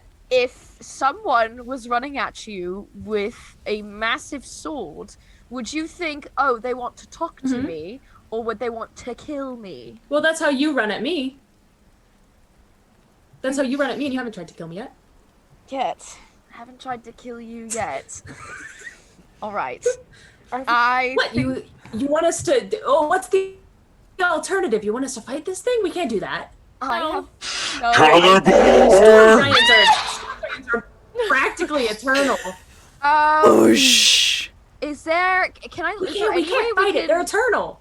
Is there any way we can, like, into the... Can we... Like around? Can we go... Yeah. Yeah, Keela's like, oh, you want to go that way? We can do that. Yeah. Can we pass through this ward that is... he's put up around his tower? Don't know. Okay. We'll find out. Let's find out. Yeah. Okay. So you want to try to avoid the storm giant? He already Yes. saw us. Methinks. Well, did he see us? So as you are all wondering he that, glanced at us. he looks back down at the group of you, turns away, and then smash, smash. We're small potatoes compared to what he's after. I'm sure we're nothing but just we're fine. I think we're fine. Stone giants. If we don't do anything wrong to him, he's not gonna have a problem with us. Right. Yeah, but does this not bode terribly for us going to speak to a wizard that a storm giant is trying to smash? well, Sure, personally, once you're powerful enough, wizards, they have a ton of enemies, right? right? I mean, look at us. We had the enemy of a freaking goddess. Well, I don't think of I have any Discord. enemies. Oh. Okay, never mind. Yeah, you forget about Fraxia and our entire mission. Well, she's You're dead, not- so she doesn't matter yet. Right. Anymore, Well, anyways. so. Yes. Does she really matter? The dinghy comes up onto the shore of the isle on the far side after some time, and you are all able to make landfall. Nice. And still hammering. Goosh. Every time the greatsword hits the barrier, it's almost like a deafening crack of thunder. It's like someone casting a shatter spell right there. It's awful. Your ears ring and you kind of feel your head aching every time. Right. Should we try the front door? What? I said, should we try the front door? You want us to go into the tower that's being hit by a storm giant? Yes. Even I know that's not a great idea. I think we'll be fine. So you're What right now else on a we beach to and you can do? see that it slopes up and there's an expanse of grass, and in the very center is the tower. It looks like you can probably go straight up to the tower if you wanted. I mean, look. There's even a pathway. Come on. Is it a yellow brick road? Yeah, big one to go see the wizard. Yeah. Maybe. Are we gonna go see the wizard in the yellow brick road in the Emerald City? Okay. Y'all get up to the tower as a group. Fast forward. Okay. Yeah, so you don't see any doors. Can we? Is there a barrier though? Like if we? All right, do you try touching the tower? Yeah, let's Yeah. touch it. Okay. Let's touch it. I'm gonna touch Alright. the wizard's tower. Alaris and Avalon touch the wall at the same time. Force damage. Avalon, as soon as are you wearing gloves? Yeah, I've gauntlets. Okay, you feel something sort of protrude out of the wall up against your gauntlet, and it sounds like a muffled voice. Do you pull your hand away? Yes. Okay, Muffled voice. You pull your hand away and you see a pair of lips have formed on the side.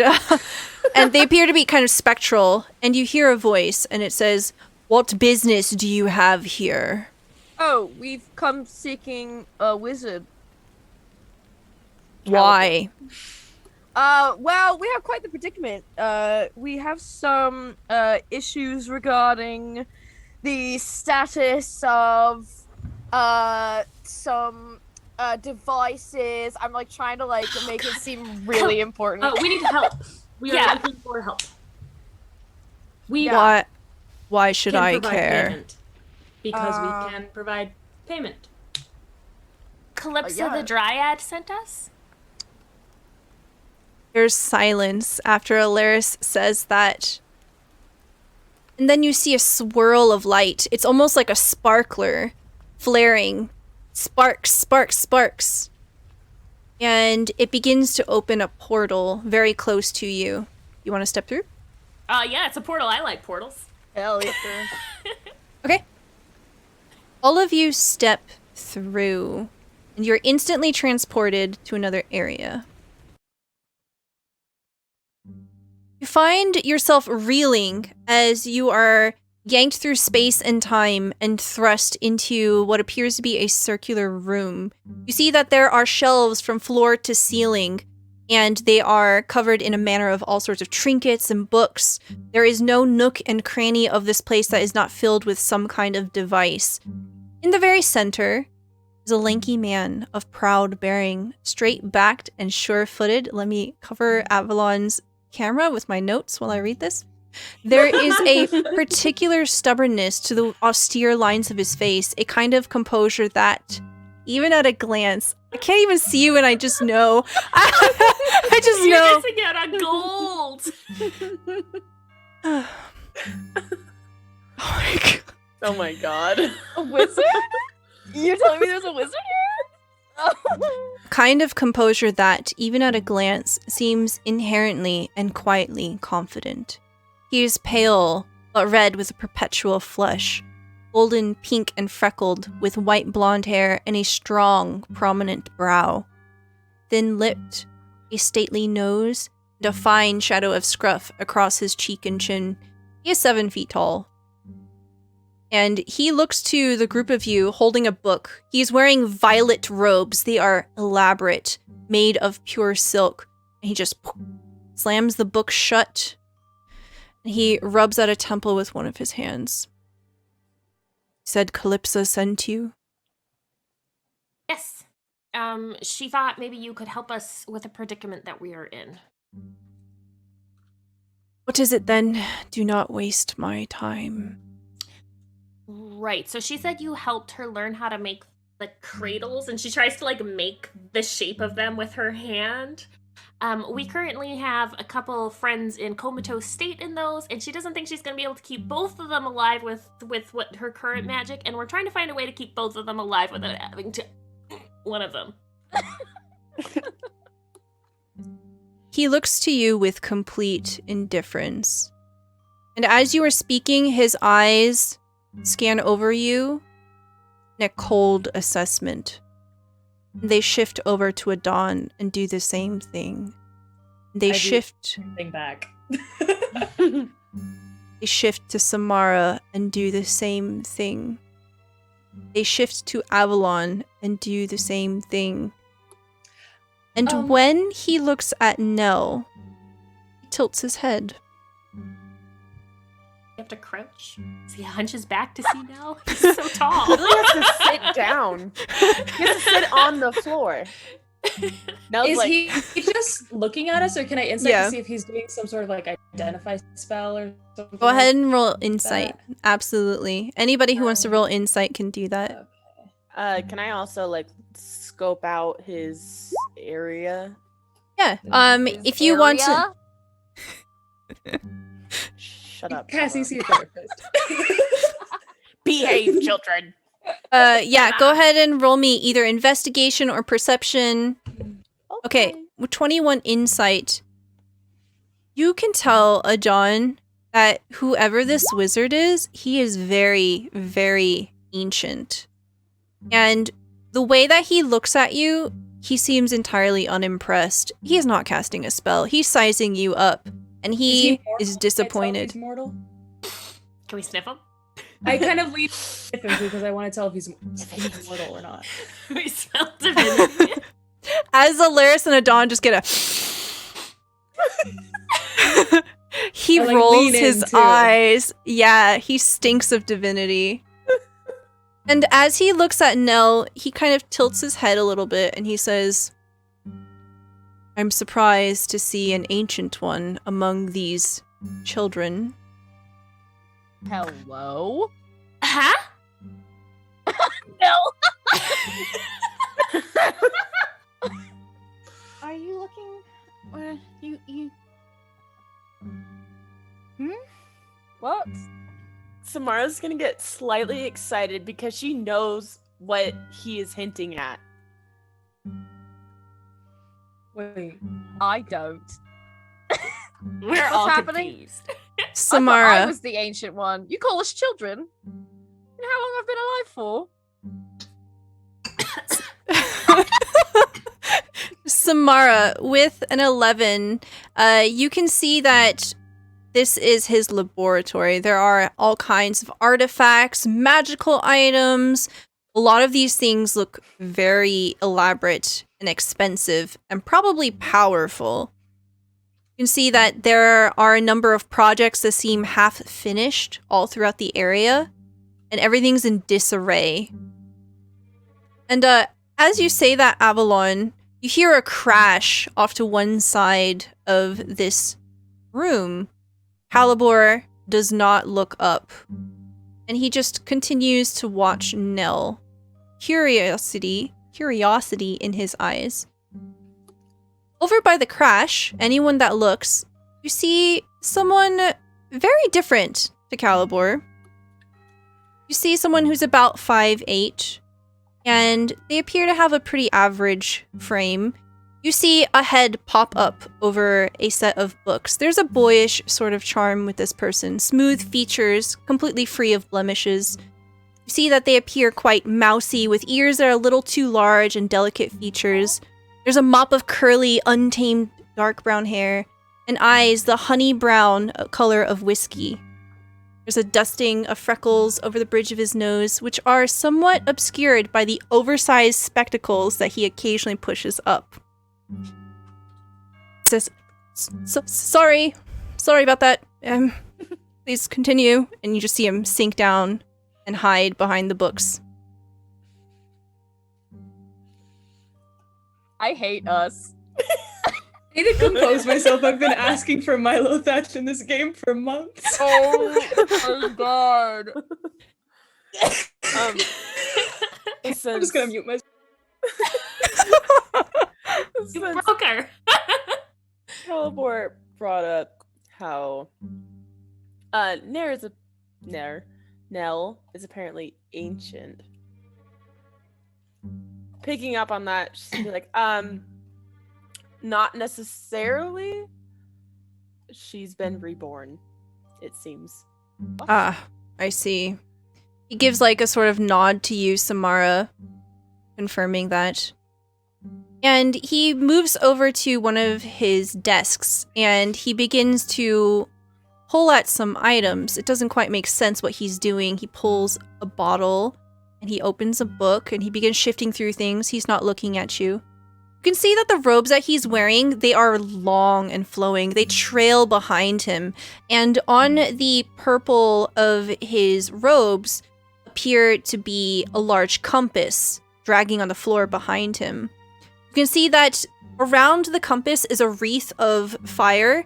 It's not literal fire, it's embroidered, and it appears to have a symbol that some of you might recognize. There are 2 crossed hammers. Can I get a religion check from everybody? This is Hephaestus. I'm a paladin, and my religion is -1. That's 2 from Avalon. That's 17 from Alaris. I just know my goddess, and that's it. So devoted. I'm that devoted. I apparently know a lot. Very Well, nice. because you're the favorite, and you know everything. You're the cleric. Yeah, well, that's true. I have a +1, and I'm a cleric. Because you're a freaking nerd. Okay, 17 from Alaris, 12 from Nell, 17 from Adon, and 20 from Samara. So Alaris, Adon, and Samara, you all instantly recognize this. This is the symbol of Hephaestus. Cool. And you can probably... I said that wrong. Hephaestus. I don't know. That's probably how you spell it. Cool.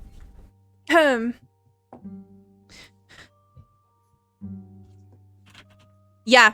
So you can probably put together that this is probably a champion of some kind.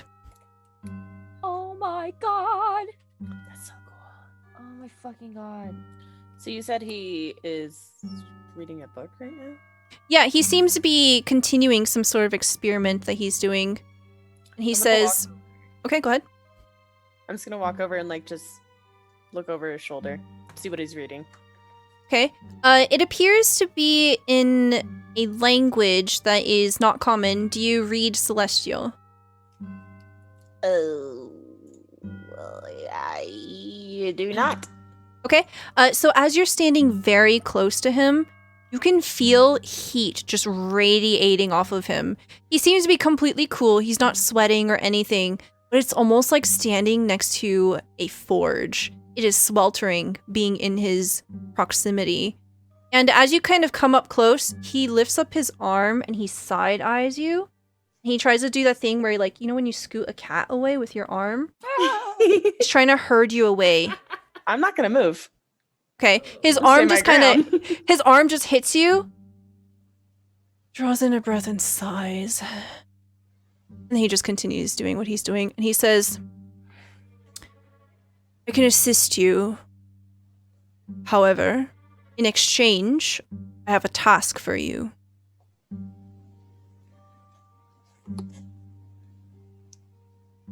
Come on, spit it out. Once we do this, the quicker we're out of here, the quicker we're out of your hair. He does not hurry. He continues working as he speaks. I need you to go to the City of Shade in the Anarok Desert. It is quite some distance east of Waterdeep. In more ancient times, it was known as Tholenthar. There resides a rare specimen that I need you to collect by any means necessary. The Lord of Shadows kept a menagerie, of which he possessed a fire bird. Not quite a phoenix, its feathers possess a magical quality for restorative magics. Capture one, acquire it, do what you must, bring it to me, dead or alive, and I will complete this task you have for me. I feel like that's easy enough, right? I mean, we've been asked to do worse, right? DM, what was the timeline we had again of Calypso being able to keep shit. people alive? Well, you have explained all of the details to him, and he doesn't seem to be troubled by this. He says, I guarantee you that we will get the cradles working. Do this for me, and we will save both of your friends.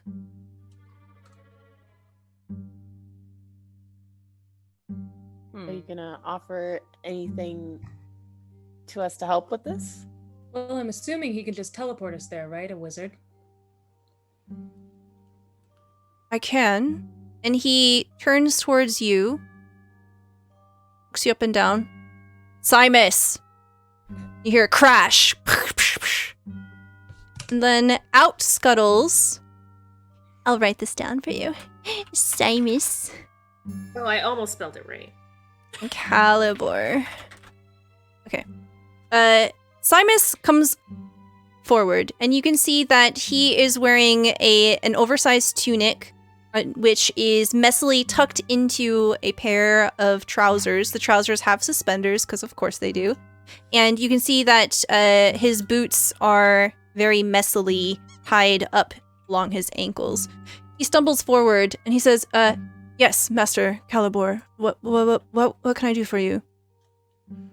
Prepare a teleportation spell for them, for their return.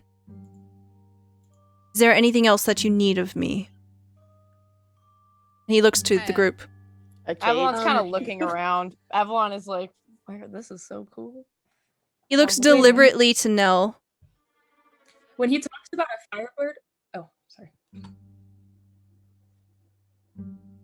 Do you have any books on Nyx? Like history books or something? I probably do. He seems to have been surprised by this question. What do you have to offer? I've got lots of jams. Do you have a particular flavor? I think I have apple, cherry, peach, but I can make any kind. Or if you don't like jam, I can bake cookies or give you recipes of things. I do have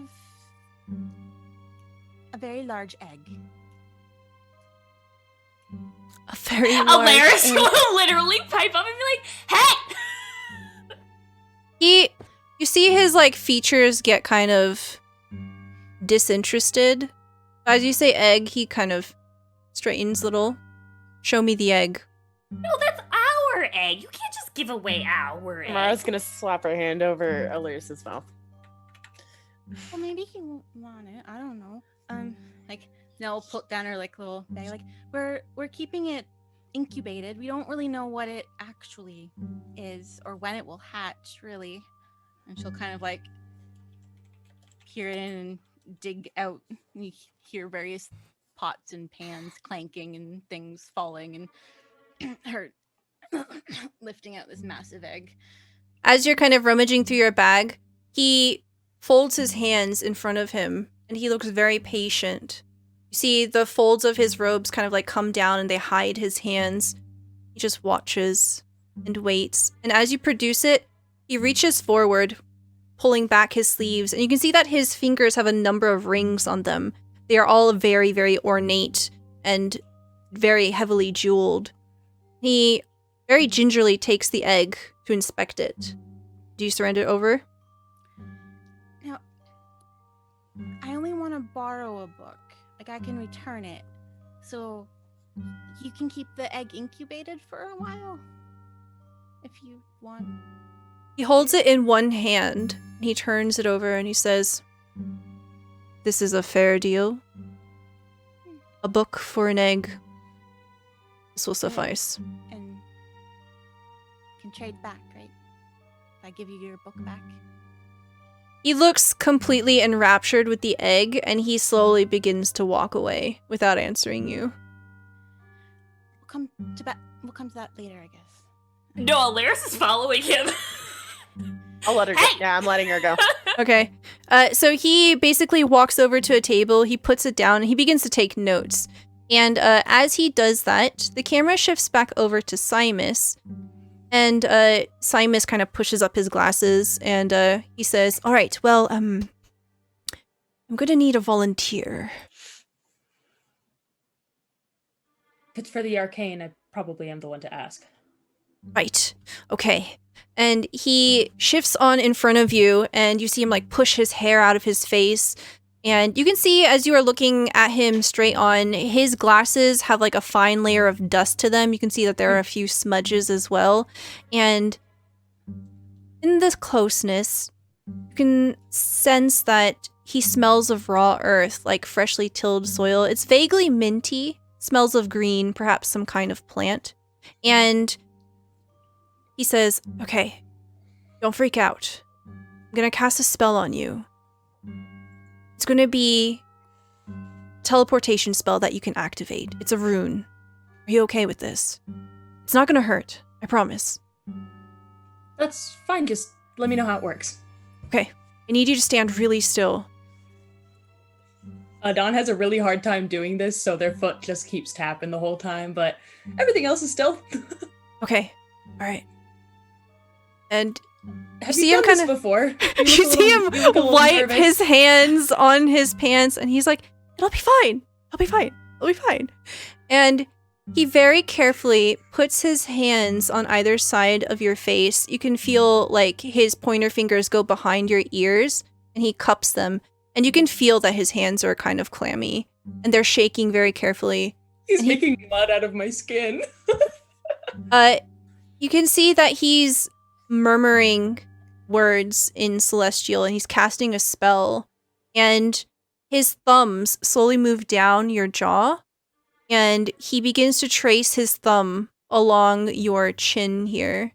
And as he does, you can feel this sort of minty sensation as this spell is being cast. And what everybody else can see is that it's leaving a trail of pure white light. And you see that he's drawing a rune on her chin. And then he pulls his hands away, and it slowly fades. And you don't see anything anymore. Right. Okay. I'm gonna need an activation word. What do you want it to be? Probably return. That would make the most sense. Okay. And then he puts his two fingers together, he gently taps your chin, and he says, "Return." And then it lights up again and fades. And he says, "All right. All you need to do is say, 'Return.'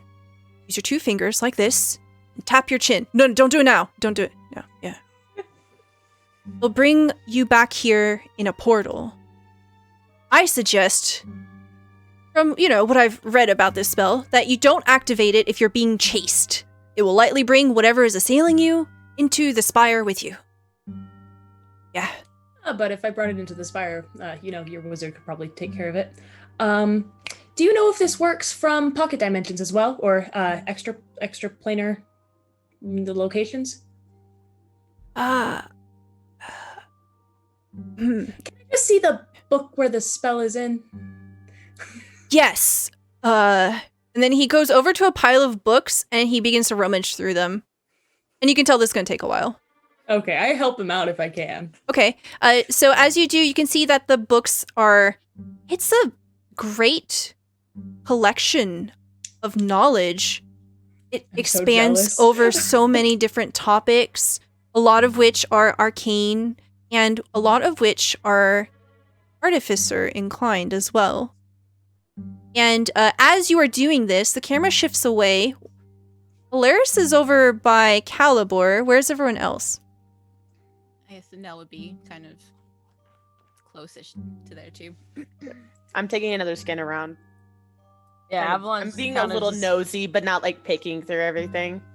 Okay. Is there like a window? Yes. There is a window, and when you peer through it, you can see the storm giant still boosh, boosh. Yeah, I think Avalon's just gonna like put her hands behind her back and just like watch this like Calibor! storm. Give your ward to me. Do not test my patience. So this, I'm thinking. Does Calibor look busy?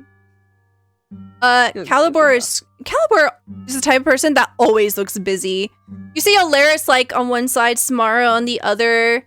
You know, they're kind of like watching what he's doing, and he's I not guess paying I'll them just any like attention. out loud to whoever answers, like, "What's all this said? What's going? Is this your guest? Who's out? Who's out front?" Dawn, since you're right next to Simus, you can see Simus's eyes kind of dart over to Avalon as Avalon says that.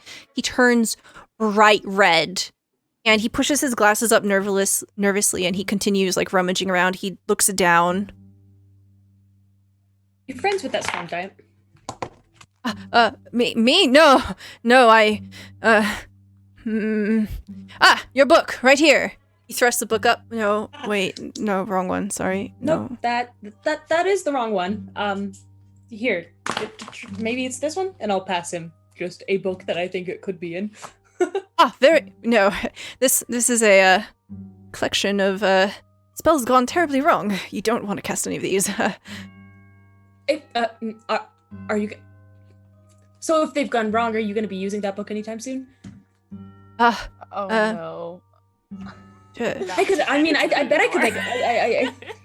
Oh, I'd like to take a look at them at least because I'm working on a few myself. see maybe- his blush deepen even more to the point where it spreads to his ears. His ears begin to change color, and he says, Calibor does not approve of anyone taking his things. I'm sorry, I cannot make any bartering on his behalf.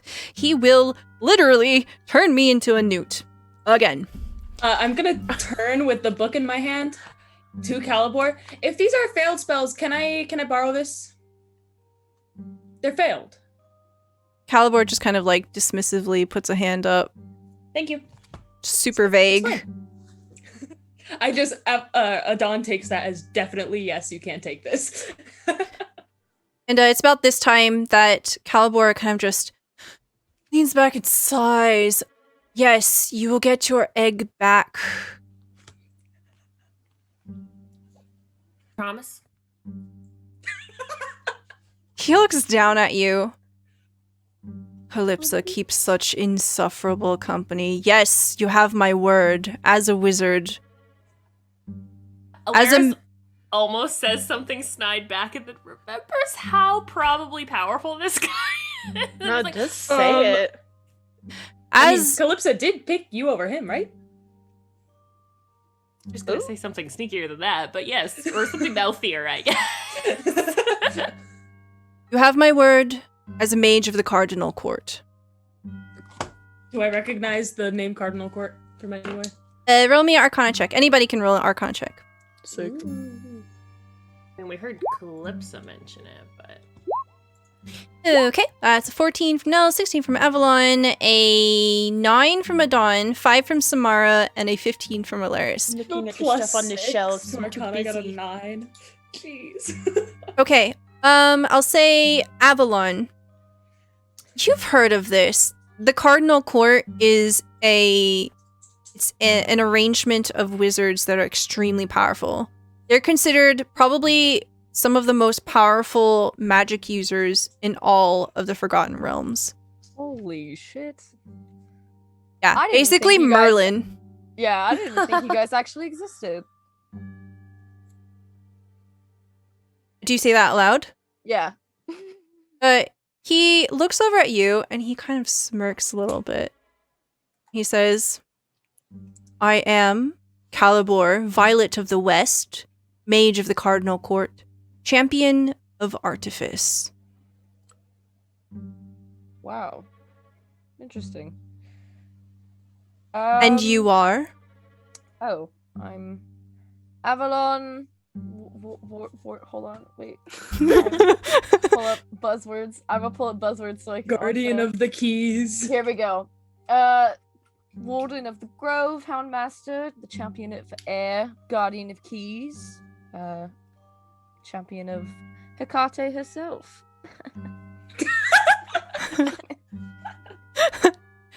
I see.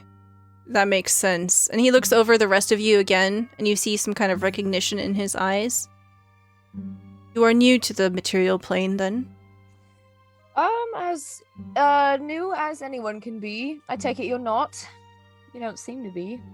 No, I have mean- made home here for nearly...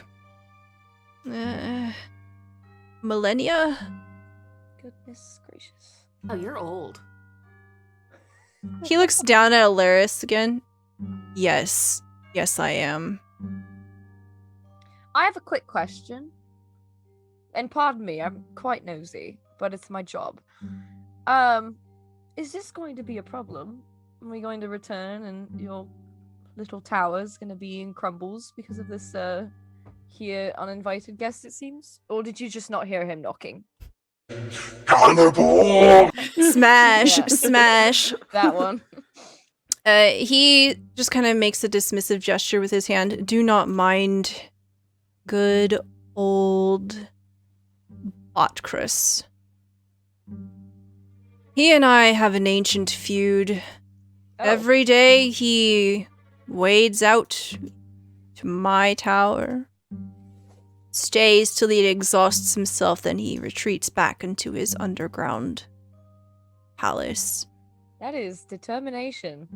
Goodness. Oh, he must Well- really like you.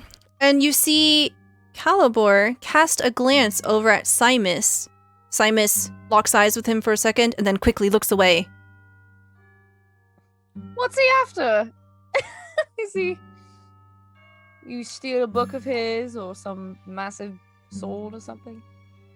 He straightens away from his desk and he puts his hands behind him at the small of his back. And he turns to face Simus. That is a very good question, isn't it, Simus? What is he after? Simus stammers. Nothing. No, it's quite all right. You shouldn't worry yourselves about, the rumors and all of that. We're perfectly safe here. Don't worry. I lean into Simus and I'm like, when the giant is outside and it's saying that it wants something, it's not very believable to say it doesn't want anything. Just for future reference, you should probably come up with another excuse, I guess. It also doesn't pay well to hold secrets. It can pay really well to hold secrets if you're good at it. Really? Especially He's obviously with a not. stone giant out you- there. Sorry. So Didn't- Adon's the only one who hears this, but Simus mutters under his breath as he pushes up his glasses. Well, you, a lot of you must not really work with any wizards if that's what you really believe. Nope, wizards are pretty insufferable, and I do not try to make that quiet. I just kind of say it. Share with the I want- class. Avalon kind of steps over to make sure we don't piss off the wizard. Well, it seems like you have it quite on lockdown, so I suppose it's not too much of a problem. But as long as you think you can keep it out. He just turns away from you and he resumes doing his work.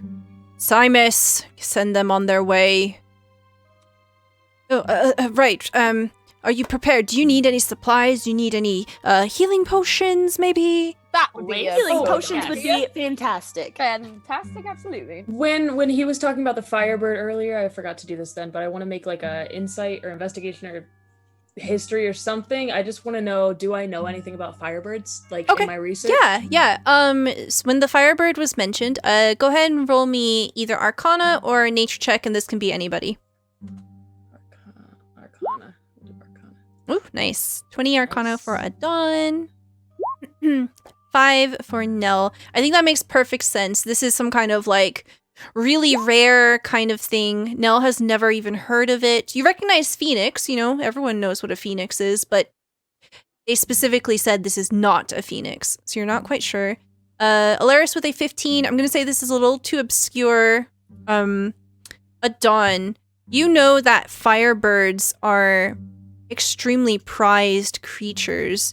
They have very magical feathers, and like Calibor has said, they have a magical quality for restorative magic. He does not seem to be holding anything back. You know that they do have a reputation of getting captured, and it seems that Calibor wants the very same fate for this bird.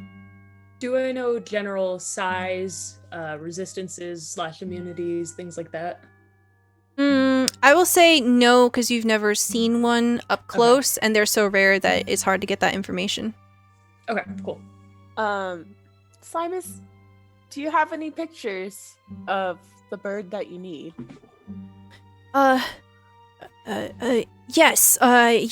It's around here somewhere. Samara, can you tell me when to stop? Oh, fuck. Stop. Okay. Like, Okay. stop. Right. Yeah, here. And he produces a sketch of a firebird. I'm gonna study it intently for future use. You can keep this. It's fine. Oh, I perfect. I sketched it myself. You are very talented. He blushes profusely. Oh, thank you. Don't let think you Calibor don't- hear you say that. You don't get compliments much, do you? Nope. I have been here for a long time. Your sketching's great. Thank you. It kills the time. Give him a little pat on the cheek. Thank you. Yeah, I should get that portal set up. All right. Yeah, here's a healing potion. He gives you one healing potion each. It's just a regular healing potion, and he says, "All right." And he begins to cast a spell. And Alaris, it's actually really interesting how similar it is to opening a moon door. He begins to trace. I'm sorry. That's exactly what it does. And then all of a sudden, a portal appears, and you see straight through it appears to be a desert. I hope you don't mind sand. Well, we don't have much of a choice, do we? So you Step guys right know through. who we left somewhere, not telling them that we're probably going on a little adventure? The person who drove our boat. Can we just say that she came in with us? Yeah, that's fine. Tequila. Yeah, that's totally fine. Kilo is there the whole time. Okay. Totally. Cool. Just being very quiet by the door. Yeah, I think Keela has been entranced with the storm giant. Just kind of like looking down, be like, I could fight that. Haha. I love her. Well, let's go. Yeah, I want to step right through the portal, I guess.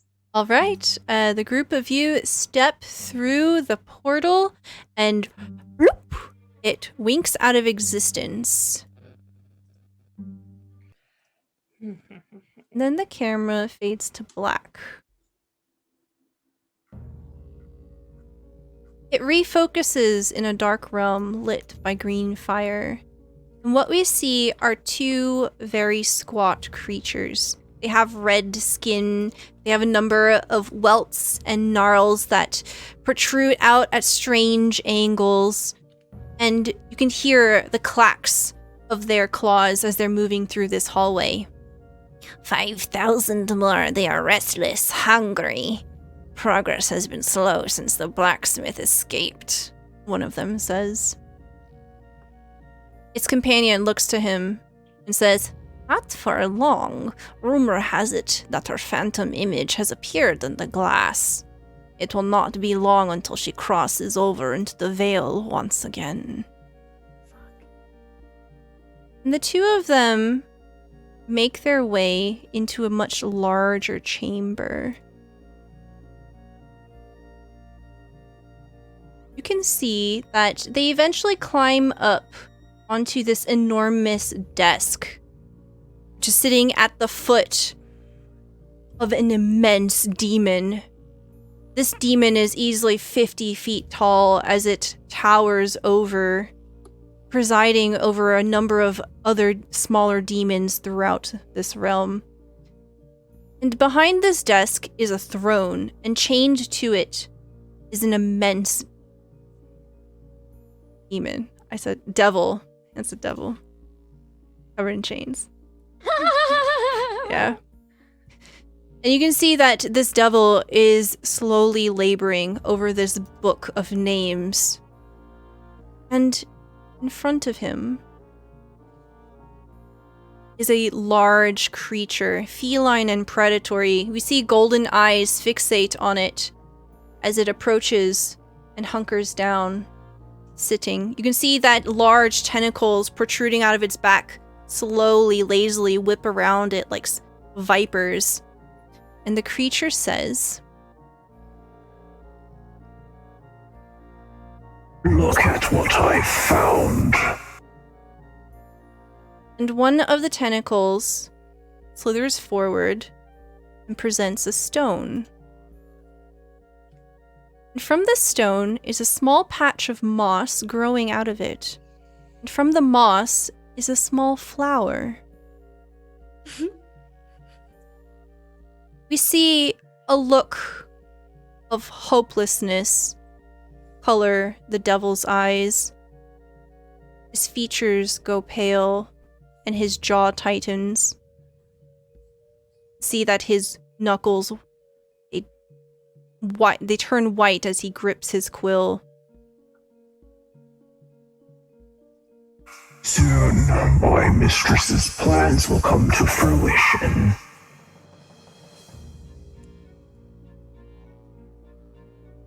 The scene goes dark.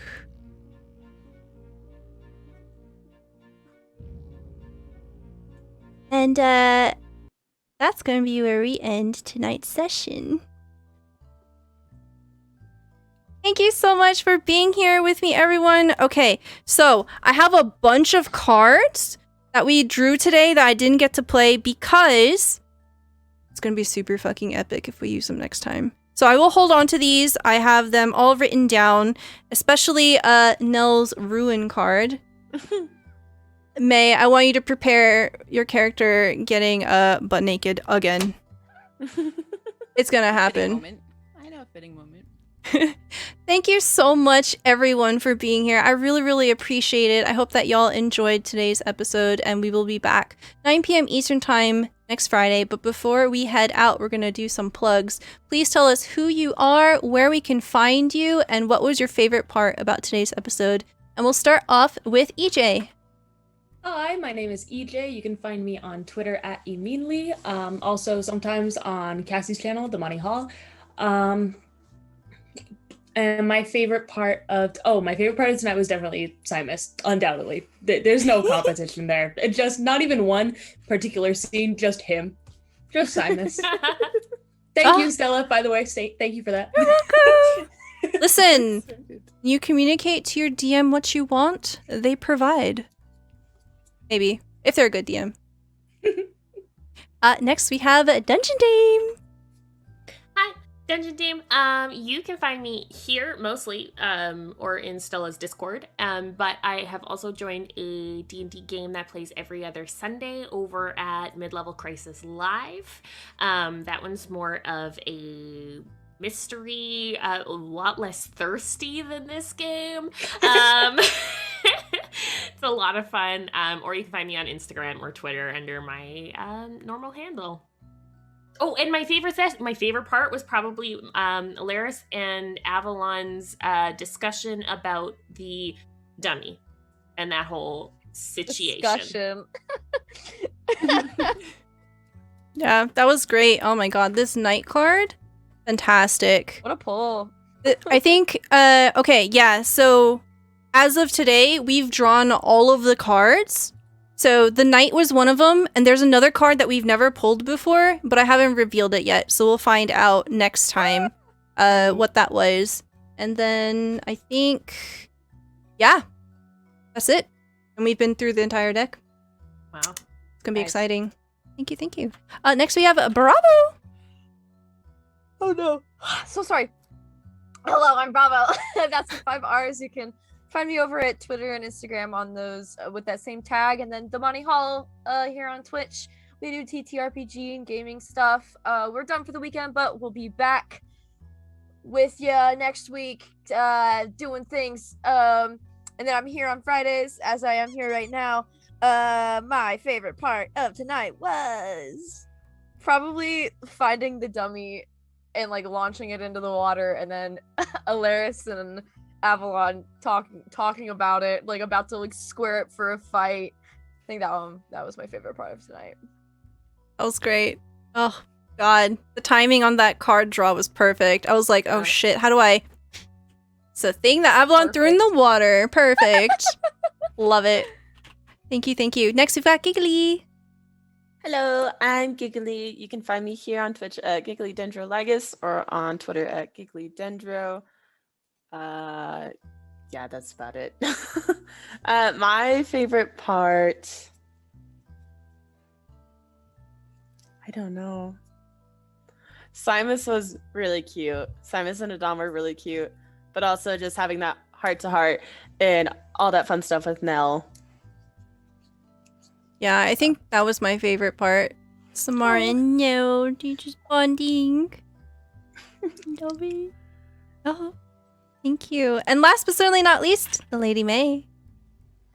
I May. I can be found on the internets. The Lady May, MEA. Nothing too much going on yet lately, except for Friday nights here where I'm playing Nell, and oh, there's so many fun things. I definitely really enjoyed the heart-to-heart with Samara, but I also really liked the double take with Alaris finding the painted dummy mask. Oh, especially because Bravo missed last week when it happened. Oh my god, It that was worked out so perfectly. good. It was so good. We were both surprised. Me and Avalon were both surprised and appalled. It worked out. Oh, wow. Oh, well, thank you so much, everyone, for being here. Thank you for all of the Nat 20s. They are going to need it next episode. So this is preparing them for success and also terrible failure. It's going to be really good. Oh, no. Listen, there are bad cards in this deck, and y'all definitely whittled it down quite a bit today. Let me just say. Fuck. It's Yeah, going to never be so forget. good. Never forget when you pulled the first one and Stella fully went, oh, fuck. You know it's never going to be something good. No, it's not. I'm not even gonna sugarcoat it. It's gonna really... how mean do I want to be?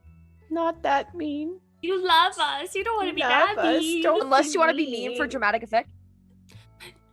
That face. Bravo. I mean, okay, if you so insist. Narrative. Very I well. keep playing my character.